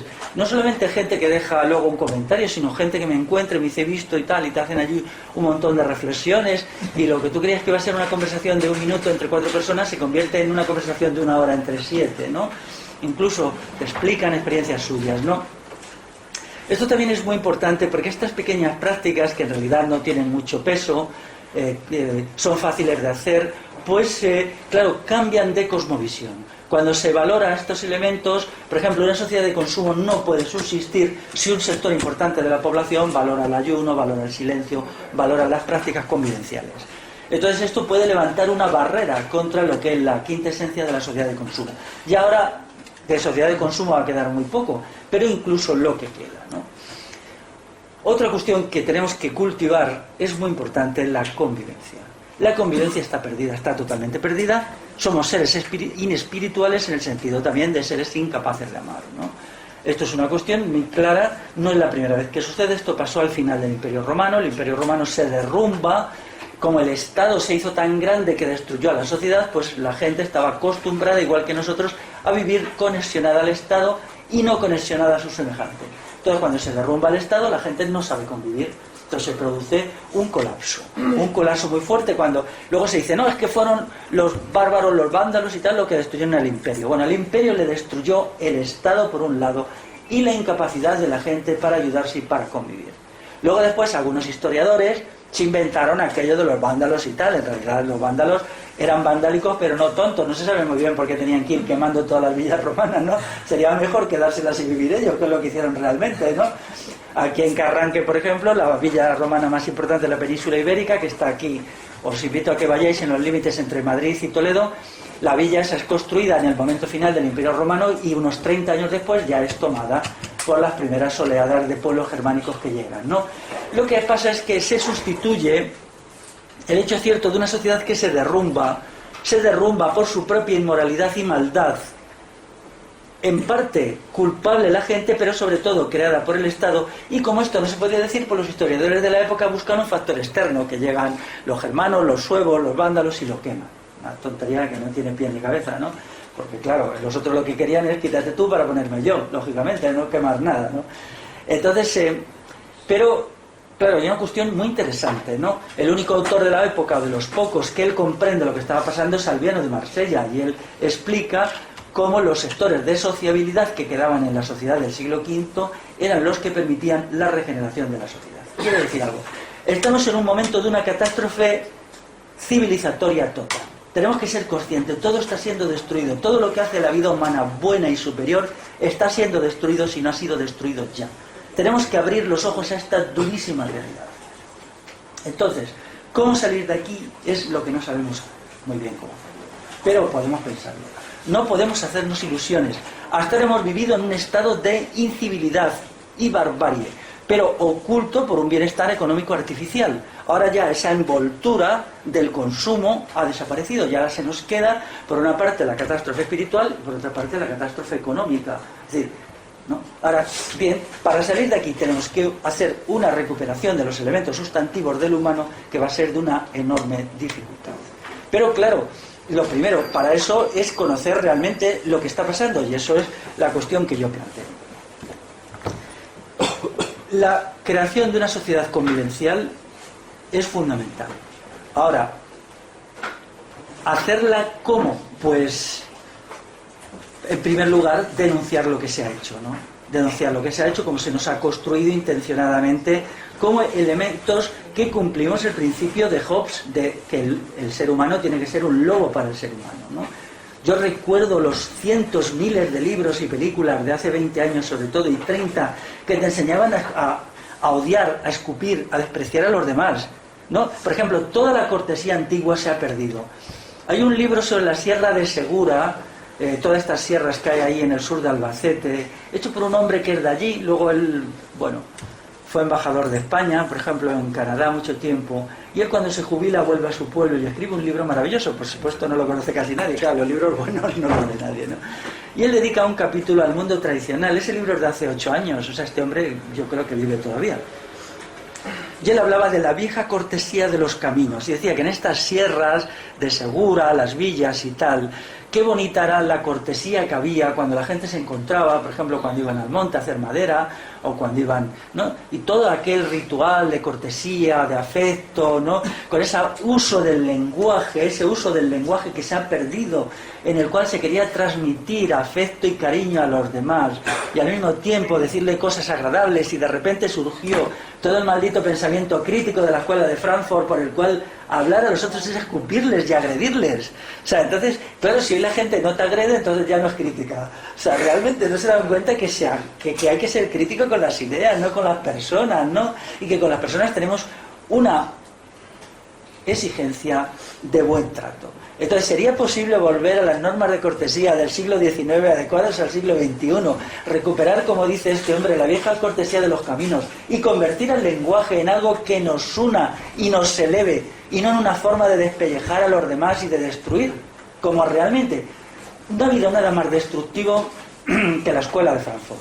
Yo cada 2 por 3 se acerca alguien y hablamos y le digo, bueno, ¿tú qué haces? Pues yo estoy acabando filosofía, ¿qué piensas hacer? La escuela de Frankfurt, tal. Bueno, nada, no puede uno estar siempre en pie de guerra, no te callas. Es decir, será críticamente, ¿no? Porque la escuela de Frankfurt enseñó algo horrible, que es el pensamiento crítico. El pensamiento crítico es horrible, porque nos enseña a agredir constantemente. O sea, realmente estamos constantemente agrediendo a los demás. O sea, realmente, eso no es importante. Es decir, muchas veces los errores de los demás no tienen importancia. Lo que tenemos que hacer es un esfuerzo por ver aquellos componentes positivos de los demás y unirnos sobre lo positivo. Ya sabemos que todos tenemos defectos, yo, tú, todos. Pero tenemos que buscar el mínimo común denominador de todos, aquello que nos una a todos en lo positivo. Porque la regeneración de la sociedad actual tiene que ser ahí, tiene que haber un acuerdo de mínimos entre 6 o 8 grandes corrientes sociales. 6 o 8 grandes corrientes sociales tenemos que unirnos para eliminar toda la sociedad actual que ya se viene abajo, ¿no? Luego cada cual que tenga la ideología o creencias o convicciones que tenga. Pero claro, esto con el pensamiento crítico es imposible, porque el pensamiento crítico es yo te lanzo a ti un trabucazo y tú me lanzas a mí otro trabucazo. ¿Cuáles serían esas 6 o 8 corrientes?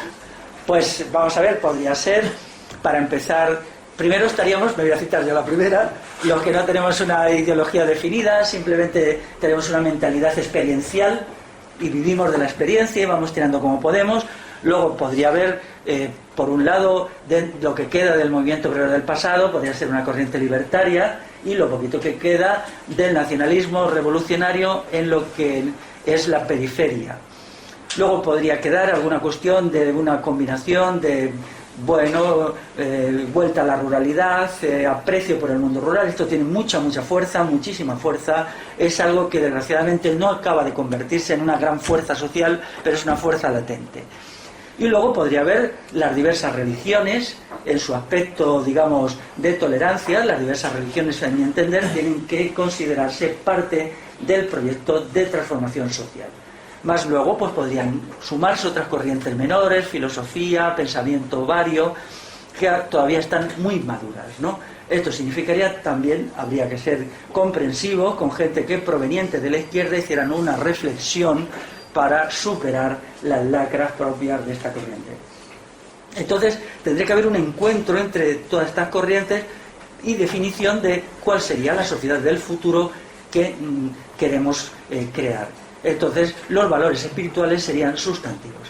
Y ya finalmente acabo refiriéndome a lo que antes decía, ya lo he explicado antes, de la importancia que tiene la sensibilidad. Nos han destruido la sensibilidad. Solo hay que ver una exposición de arte contemporáneo para ver que la sensibilidad no existe, ¿no? O sea, vamos, por ejemplo, hay ciertas salas en el Reina Sofía que uno se pregunta, pero vamos a ver, ¿esto qué es? ¿Un basurero o esto es una expresión del arte, ¿no? Y la gente ve aquello, claro.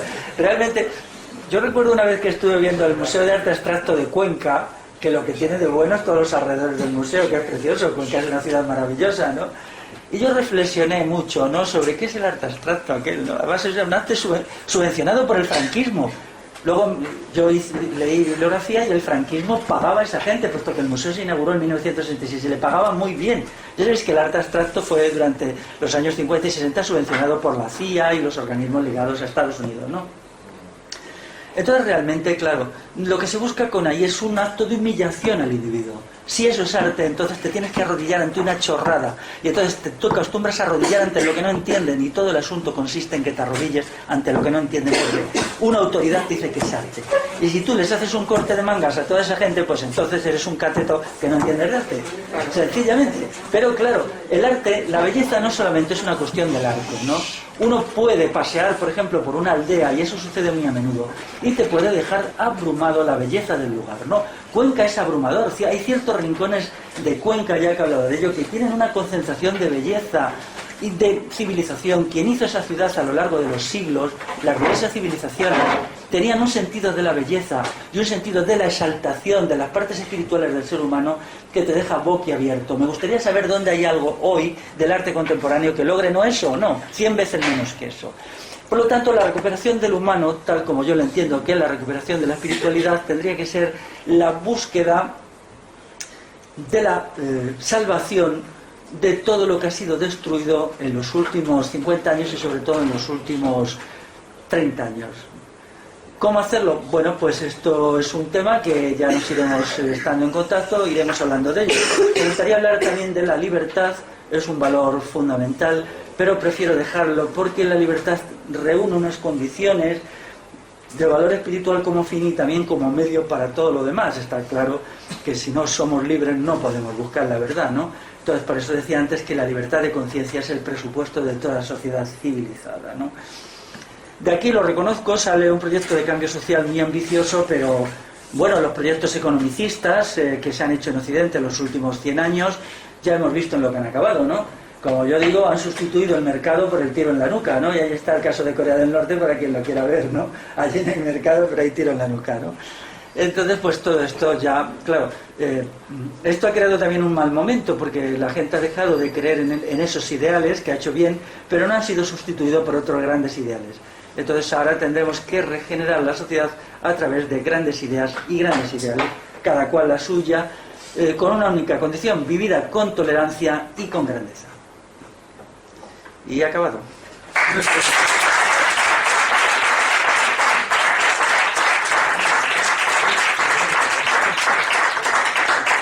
1, 2, 3, por favor. ¿Quiere alguien tomar nota? Sí, Félix. La verdad que es un gusto oírte hablar, me parece muy paradójico y muy siendo los tiempos que estamos viviendo ahora que venga una persona atea, aunque podemos hablar de hasta qué punto del ateísmo, ¿no? A darle mil vueltas a a muchos gurús espirituales que lo que hacen es demagogia, ¿no? Con la espiritualidad y vender votos y aprovecharse de los demás, ¿no? Yo creo que, sinceramente, yo que creo en Dios, pero no sigo las religiones, creo que esa manera de enfocar la espiritualidad de un no creyente, como te autodefines, es lo mismo que los que como yo estamos en el camino espiritual, pero como digo, no seguimos ninguna religión. Me parece que es el momento, esto que estás proponiendo, es el momento perfecto, porque ahora mismo hemos llegado al final de nuestra civilización. O sea, todo aquello que nos han vendido se viene abajo ahora, porque si solo nos vendían el dinero y resulta que no hay dinero, que no saben dónde está, pues es el momento para crear algo nuevo, ¿no? No hay mejor momento que este, ¿no? Y lo único de todo lo que has dicho, ha habido un momento que me ha parecido entender que considerabas un poco antitético la verdad y el amor. ¿Es por aquello de las mentiras piadosas o por qué lo consideras? Porque para mí, si el amor no lleva consigo la verdad, pues no es amor. Bueno, esa idea mía viene de la experiencia. Vamos a ver, mira, si uno se impone durante años un trabajo intelectual muy fuerte, se te embotan las cualidades relacionales, ¿entiendes? Es un poco el problema de la especialización en lo humano, ¿no? Es como alguien que quiera tocar un instrumento, entonces necesita ensayar 4 o 5 horas diarias. Entonces eso no te deja tiempo para otras cuestiones, ¿no? Entonces yo he observado que si uno se impone una meta de tipo reflexivo, de tipo de averiguar tal cosa, ¿no? Entonces eso te limita en otros aspectos, ¿no? O sea, te quita, por ejemplo, impulso para el cultivo del ascetismo. Por ejemplo, el ascetismo, sobre todo el ayuno te introduce elementos de entusiasmo muy fuertes, ¿no? O sea, llega un momento que te produce una euforia muy curiosa, ¿no? Una euforia, te sientes muy, muy a gusto contigo mismo, ¿no? Y no, lo que quería decir es solo eso, ¿no? Que si uno se marca una meta, dado que los seres humanos somos tan finitos, tan poca cosa, ¿no? Pues si nos concentramos en algo, descuidamos otras cosas, ¿no? Y entonces, ¿cómo hacer eso? Yo había buscado una solución a partir de lo que son los mensuarios románicos. No sé si habéis visto en una iglesia románica estos programas de los meses, ¿no? Que vienen enero, febrero, marzo, abril, mayo. Entonces me había ocurrido que quizá la espiritualidad completa sería dividirla en 12 meses, como hacían ellos, por ejemplo, y entonces hacerlo que durante cada mes hubiera el cultivo de una de las cualidades del espíritu. Por ejemplo, un mes podría ser la inteligencia, otro podría ser la fortaleza espiritual. Es una idea que el otro día, mirando un libro de arte románico, se me ocurrió, ¿no? Pero bueno, puede haber 10 ideas tan buenas como las mías, solo me refería a eso, ¿no? Pero esto tiene una ventaja, porque por mucho que nos esforcemos, nuestra capacidad de aproximación a la verdad es finita. O sea, todo lo que podemos saber de algo siempre es limitado, ¿no? Y eso es así, y siempre será así, mientras seamos seres humanos, ¿no? Si ya somos subhumanos, ni eso, ¿no?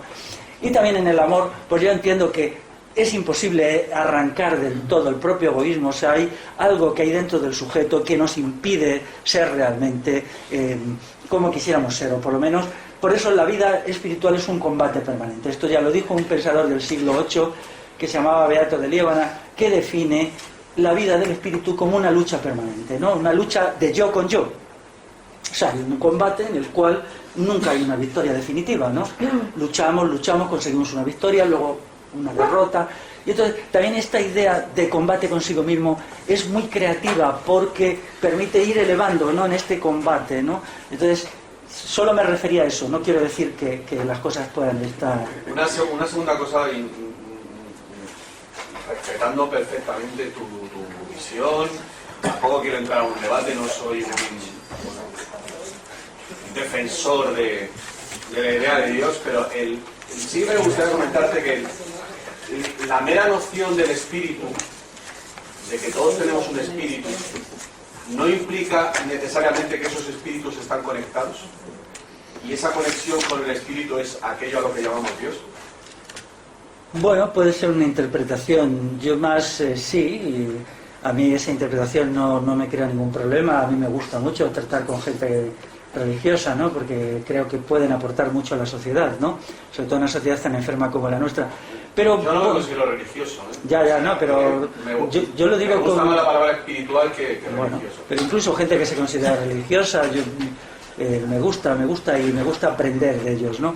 Pero bien, yo tengo una mentalidad muy escéptica. Para mí la frase de este pensador griego que se llama Sexto Empírico, sé sensato y aprende a dudar, la tengo muy metida aquí, ¿no? Y siempre procuro hacer una reflexión de mínimos en cualquier cuestión donde yo me sitúe. Procuro siempre creer lo menos posible, como una economía de las creencias, ¿no? Pero vamos, es una manía personal que yo utilizo para sobrevivir, que no me afecta, ¿no? Yo entiendo que, por ejemplo, yo nunca me llamo ateo. En nombre del ateísmo se han hecho monstruosidades. Yo no quiero... Claro, qué horror, ¿no? O sea, lo que se hizo en la Unión Soviética, lo que se hizo en Albania, lo que se hizo aquí en la Guerra Civil. Se mató a la gente en nombre del ateísmo. Yo no quiero saber nada de eso. O sea, realmente, es más, quiero escribir un texto diciendo, bueno, a ver si quienes lo hicieron alguna vez se atreven a pedir perdón, ¿no? Porque vamos, ya han pasado muchos años, sería conveniente que quienes hicieron aquellas cosas pidieran perdón, por lo menos. Pero... por lo tanto, nunca me llamo ateo, ¿no? Me llamo no creyente o, bueno, simplemente, no sé. Es una cuestión, digamos, como un agujero negro de mi personalidad que por el momento prefiero se quede ahí, sí. Perdona mi ignorancia, quería hacerte un par de preguntas que levante la mano. Sí, bueno, adelante. La primera es que es para ti la espiritualidad, y la segunda, has utilizado bastantes veces la palabra individuo y ser humano, humanidad, como en el mismo contexto, ¿no? Quería saber si para ti hay alguna diferencia o las colocas en el ámbito mío. Pues vamos a ver, mira, toda definición es incompleta.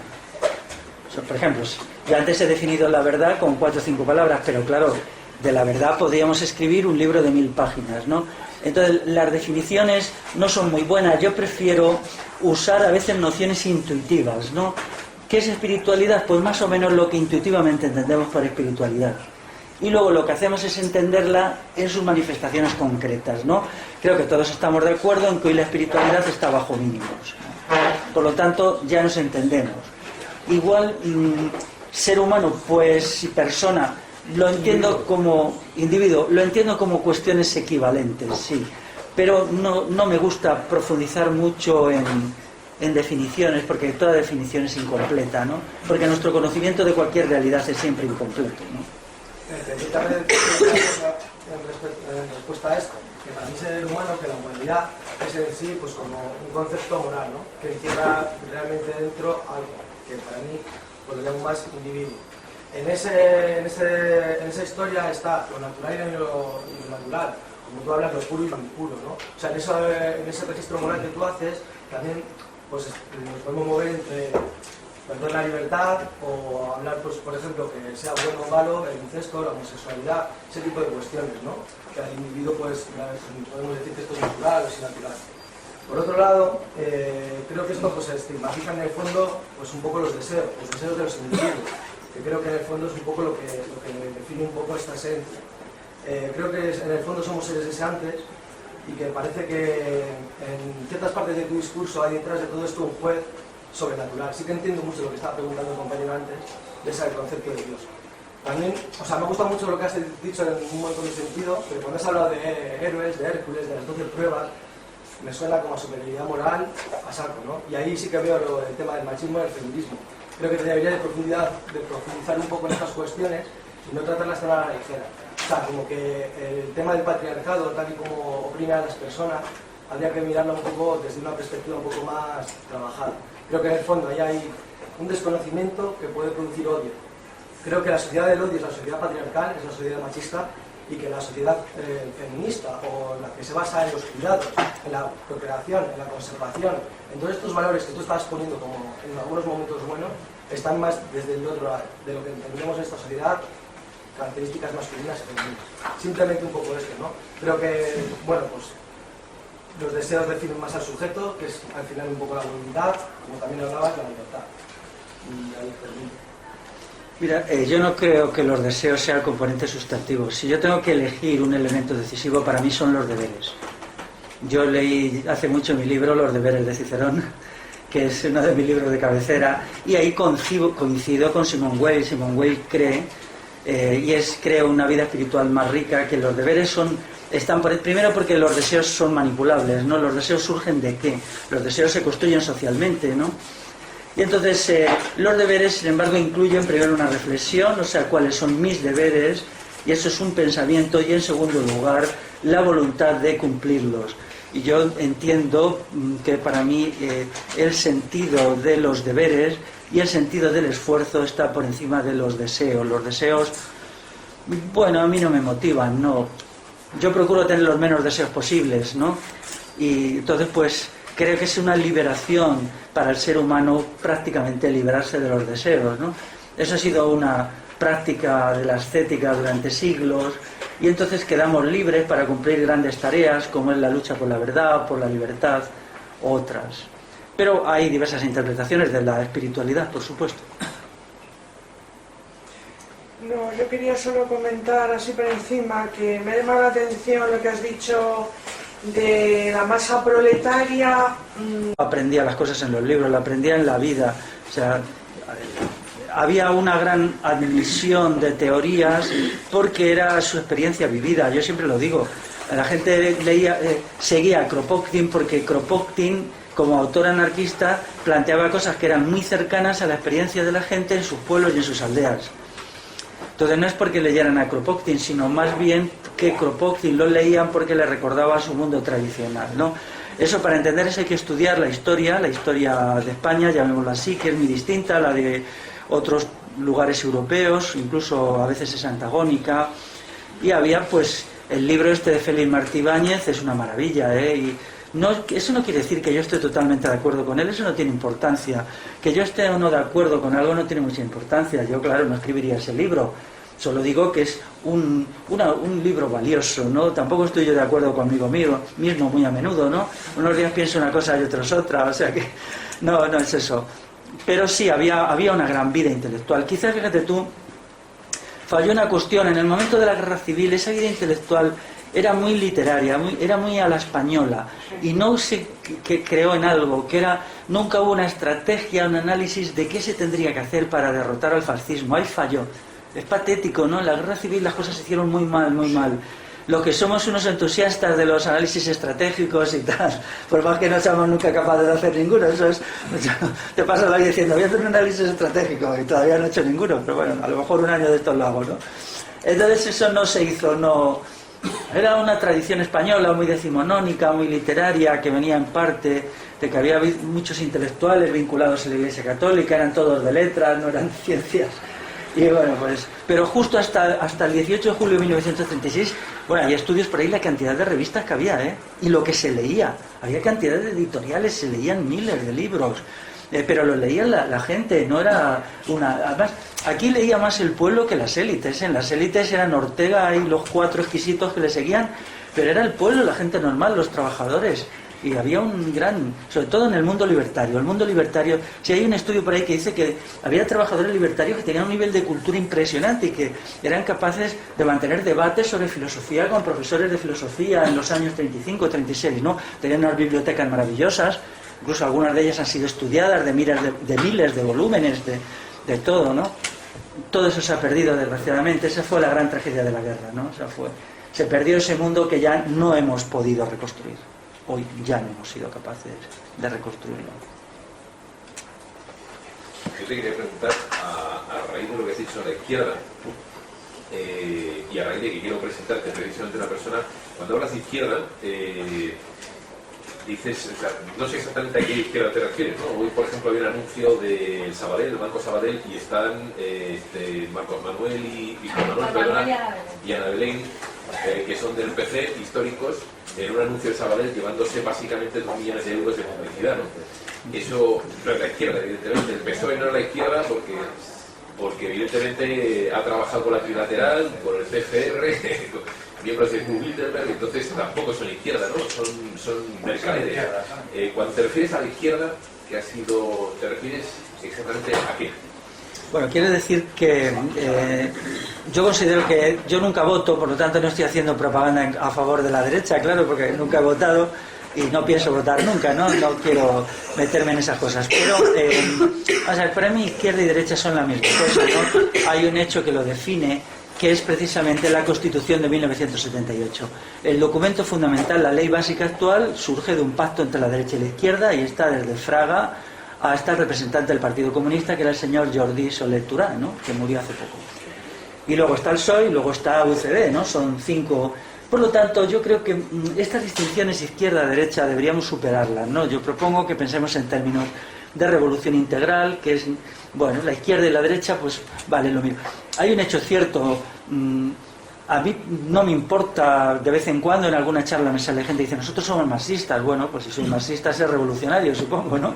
Lo malo es si soy marxista reaccionario, pero por ejemplo, hay un hecho cierto, mira, por ejemplo, Izquierda Unida en las elecciones del 20 de noviembre recibió, me parece, 1.600.000 euros de la banca, que no se pagan, ¿no? Es muy curioso, Democracia Real ya, grupo al que yo condeno siempre, pero han hecho un informe muy bueno sobre los políticos y lo que los bancos les dan, y lo voy a colgar yo en mi página, porque mi idea es que nada es ni bueno ni malo. O sea, yo puedo tener 100 diferencias con Democracia Real ya, pero si hace una cosa buena, yo lo apoyo, y eso vale también para la izquierda. Es decir, yo no hago juicios generales sobre nada. O sea, y tenemos que evitar eso. O sea, las personas y los movimientos y los grupos se manifiestan en esto, esto y esto. Entonces, si esto es bien, yo veo esa parte de bien y me olvido de las 1000 cosas malas que hayan podido hacer y me paso por las narices las 1000 cosas malas. Entonces, pero ya observamos además una cosa, la ideología de la izquierda se está desmoronando. Eso yo creo que esta cuestión debería de verse. Entonces tenemos que estar ahí al quite y recrear una nueva interpretación para salvar, digamos, lo salvable del pensamiento izquierdista, pero refundido en una concepción de revolución integral que acabe con el capitalismo, pero también con el Estado, ¿no? Entonces esa es mi idea, ¿no? O sea, cuando dices la izquierda y 15 puntos de la izquierda, ¿te refieres a izquierda y derecha? ¿Te refieres al estamento político básicamente español? Sí, de la transición. Sí, claro, sí. Otra cosita es, lo habéis grabado, ¿dónde lo podemos...? Luego ver, sí. Luego ver y tal, porque esto es para verlo muchas veces. Pues en Vimeo, ya... Sí, en mi página también, supongo, ¿no? Sí. Me lo mandarás, Marcos. Ya veremos. Tengo una última pregunta. Sí, dime, adelante. Dices obligación de la felicidad, reflejada en la Constitución de Estados Unidos. ¿Es realmente la felicidad una obligación? O sea, ¿que refleja esa declaración una obligación hacia la felicidad o hacia el desarrollo efectivamente espiritual y humano, es decir, hacia la libertad de la gente, más que felicidad? Bueno, la Declaración de Independencia de Estados Unidos dice que los seres humanos tienen ciertos derechos naturales, entre los cuales está la vida, la libertad y la búsqueda de la felicidad, ¿no? Yo estoy de acuerdo que los seres humanos tienen un derecho a la vida, a la libertad, pero ¿por qué a la búsqueda de la felicidad? ¿Por qué no a la búsqueda de la verdad? ¿O por qué no a la búsqueda de la renuncia al ego? O sea, ¿por qué tuvieron que meter esa cosa tan rara, no? O sea, eso es manipulativo, es adoctrinador, ¿no? Porque, y la gente que no nos sentimos a gusto con la felicidad, ¿no? Que valoramos, yo si tengo que elegir, elijo más, me parece un valor más importante, la verdad o la convivencia, ¿no? Entonces ellos incluyeron ahí una cuña que luego aparece en la Constitución Española 1812, el artículo 9, que dice el gobierno tiene que hacer la felicidad de la nación. Uf, esto es todavía peor, porque es el gobierno el que nos hace felices, tela, ¿no? No sabíamos que la cosa fuera tanta, ¿no? Entonces, yo entiendo, mira, ahí hay una cuestión. Las metas humanas tienen que ser plurales. Yo, para mí, niego la idea de felicidad, porque los seres humanos no podemos, no estamos hechos para la felicidad, es algo que es... No es verdad. La condición humana tiene unas limitaciones sustanciales. La finitud, el paso del tiempo, la idea de la muerte, el temor, la soledad ontológica que se pone de manifiesto montones de veces en nuestras vidas. Entonces, ¿cómo seres mortales y finitos podemos ser felices? Eso es imposible, ¿no? Entonces, preferiría metas más limitadas, como lucha por la verdad, lucha por la convivencia, toda esta serie de cosas, ¿no? Ahora mismo hay un instituto Coca-Cola de la felicidad, que por ahí, pues, sí, que es muy curioso, ¿no? Sí, sí, está... Sí, además lo lleva una mujer y se pasan el día diciendo tonterías, ¿no? Hace poco venía en el país una monja que había sido cazada por el instituto Coca-Cola de la felicidad y iba a dar unas charlas, impartir unas charlas sobre el asunto. Pero bueno, hay también muchas interpretaciones de la felicidad que yo respeto. Yo simplemente, mi idea sobre la felicidad se expresa en la expresión afelicidad. O sea, no me preocupa el problema, ni me preocupa la felicidad ni la infelicidad. Yo creo que los seres humanos debemos de tener unas metas y trabajar por ellas. Si nos llega la felicidad, pues muy bien, bienvenida que sea. Si llega la infelicidad, pues ¿qué le vamos a hacer? Mala suerte. Tiraremos adelante con felicidad. Eso es la idea de la mística castellana, cuando San Juan de la Cruz dice: ni cogeré las flores, ni temeré las fieras, sino seguiré por estas... Él dice, yo voy a seguir mi camino con flores o con fieras. O sea, cuando venga la cosa bien dada o cuando venga mal dada. Yo creo que además esto estabiliza mucho psíquicamente, porque te prepara para los momentos malos de la vida, ¿no? Te hace distanciado de lo malo y de lo bueno de la vida. Te hace siempre vivir como una cierta distancia de los golpes tan terribles de la vida a veces, o de lo que es, bueno, los lados positivos. Como lo aceptas con un cierto escepticismo, porque tienes un proyecto de vida y vas por él, pues ya está. Yo creo que cuando te acostumbras a eso, a aceptar lo que te viene, precisamente te vas a bien acostumbrar a lo fantástico como a lo terrible que te venga. O sea que a mí lo fantástico va a ser tan maravilloso y lo terrible va a ser tan horrendo que va a acabar y te va a destruir. Mira, hay una experiencia, a nosotros se nos hurtan, para entontecernos y infantilizarnos, se nos hurtan todas las experiencias, ¿no? Antes la gente pues veía a sus hermanos nacer en casa, tenía una experiencia del nacimiento y tenía también una idea de la muerte y la enfermedad. Entonces todo eso se ha hurtado. Se nos roban esas experiencias para hacernos cada vez más disminuidos, ¿no? Antes se veía morir a las familias, ¿no? Y entonces ahora ya no, ¿no? Todo se oculta porque tenemos que ser felices las 24 horas del día, ¿no? Sin embargo, a mí me impresionó mucho lo que fue el proceso de decaimiento y muerte de mis padres y mi madre. Entonces yo me reafirmé, cómo van disminuyendo, como gente a la que tú quieres, que te han parecido magníficos, se van disminuyendo hasta acaban siendo una piltrafa física y luego mueren, ¿no? Esta experiencia es terrible. Entonces yo, que siempre he sido muy distanciado de la idea de felicidad, entendí que la felicidad no es compatible con lo humano. O sea, se nos vendió una idea que a mí me parece monstruosa, la idea de que a nuestra gente mayor la van a curar unos funcionarios del Estado, unos asalariados pagados en una residencia para la tercera edad maravillosa. Esto es monstruoso porque entonces nos quitan la experiencia de ver el final de la vida humana. Entonces ya no lo vemos y ya no tenemos ninguna experiencia, solo tenemos la experiencia de la cerveza y los porros, como yo digo, ¿no? Entonces, claro, porque en definitiva no he hablado nada de las experiencias existenciales, aquello que no es político y nunca lo será. El problema de la muerte nunca será político, porque es un problema de ahí, el nacimiento, la muerte, la soledad, todas esas cuestiones que tienen que formar parte de una idea de lo espiritual, ¿no? Y por lo tanto tenemos que recuperar, no podemos permitir que nos roben estas experiencias, como ha hecho el estado de bienestar, porque entonces ¿qué nos queda? Ya no nos queda nada, no nos han dejado nada. Dime. Voy a decir dos cositas. Sobre los bienes espirituales del movimiento libertario, pues podría decir pues el pensar en los demás, el luchar por un mundo mejor, que vendría pues siendo más igualitario, con una revolución social, que haría todo más justo y solidario. Ellos lo daban ejemplo en el mismo movimiento libertario, pues era modélico con la ayuda a los presos y a las familias de los presos, la preocupación por la infancia, dando educación en barrios, montando escuelas, todo eso para mí es espiritual, pensar en los demás y en un mundo mejor y practicar el apoyo mutuo. Y luego no estoy de acuerdo de que los ateos matasen más en la guerra civil, no eso le tasca esto, porque yo creo que mataron más los católicos, o los que se decían creyentes católicos, o iban por el bando católico. No sé, odio había mucho, está claro, ¿no? También se dice que había una guerra de clases y no sé qué, pero vamos, que yo creo que mataron más los otros que los que tú dices que eran ateos. Bueno, vamos a ver. los datos hoy están bastante cuantificados, sí, pero o sea, gente que no tenía nada que ver con nada, nada. A los que se mató simplemente por ser de una creencia religiosa, esa gente son 6.200 personas. O sea, se mató a 6.200 personas, a veces con torturas horripilantes, simplemente por llevar un crucifijo o por encontrarles un libro de misa entre sus papeles, ¿no? Yo no tengo nada, por ejemplo, la gente que siendo la de la religión que sea, aquí era una guerra civil. Por ejemplo, yo no tengo nada cuando se fusiló aquí a los generales fascistas que se sublevaron en 1936. Ellos sabían lo que les esperaba. General Godet y tal, si perdían, pues se les juzgó, se les fusiló. Yo estoy de acuerdo con eso, ¿no? Pero cuando se mató a gente por nada, ¿no? Cuando no se permitió una expresión mínima de la libertad de conciencia, que es la libertad religiosa, eso simplemente hay que decir, nos equivocamos, hicimos mal. Que el franquismo mató, sí es verdad, claro, mató a mucha gente, pero es que lo uno no justifica lo otro.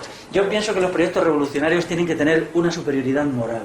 Y ahora sería muy fácil, solo sería decir, hicimos estas cosas que están mal hechas, lo sentimos y no queremos volver a hacerlas más, ¿no? Cosa que el franquismo nunca hizo. Matar es inmoral, de hecho, si hay odios, pues la gente... Bueno, para mí no siempre, yo entiendo... El odio a la Iglesia está muy extendido. Hoy el franquismo no deja de investigar las muertes de la otra parte. Ahí bueno, tenemos pues, lo que han hecho con Garzón y todo. Es verdad que la izquierda mató a mucho cristiano, pero también es verdad que ahora mismo eso se ha pasado, no habrán pedido perdón, pero es que la izquierda tampoco deja que eso se solvente y que haya paz en este país. O sea, la derecha, perdón, no dejan que se saquen las cosas y se haga justicia. O sea, que tanto la religión es mala como la izquierda, pero como la derecha. Y sobre todo las dictaduras, porque hasta ahora solo he visto izquierda, derecha y dictaduras. Y he oído, me ha gustado cómo has hablado, pero nada más he oído hablar de santos, Santa Teresa y la Iglesia Católica, y por lo tanto no creo que seas tan agnóstico o que no creas en eso. Pero también he hablado de ascensos, Claro, porque te voy a contestar. Precisamente porque yo no tengo nada que ver con la derecha, me gustaría que alguna vez la gente revolucionaria en la guerra civil se quitara ese estigma, ¿no? Porque entonces luciría más como fuerza revolucionaria, ¿no?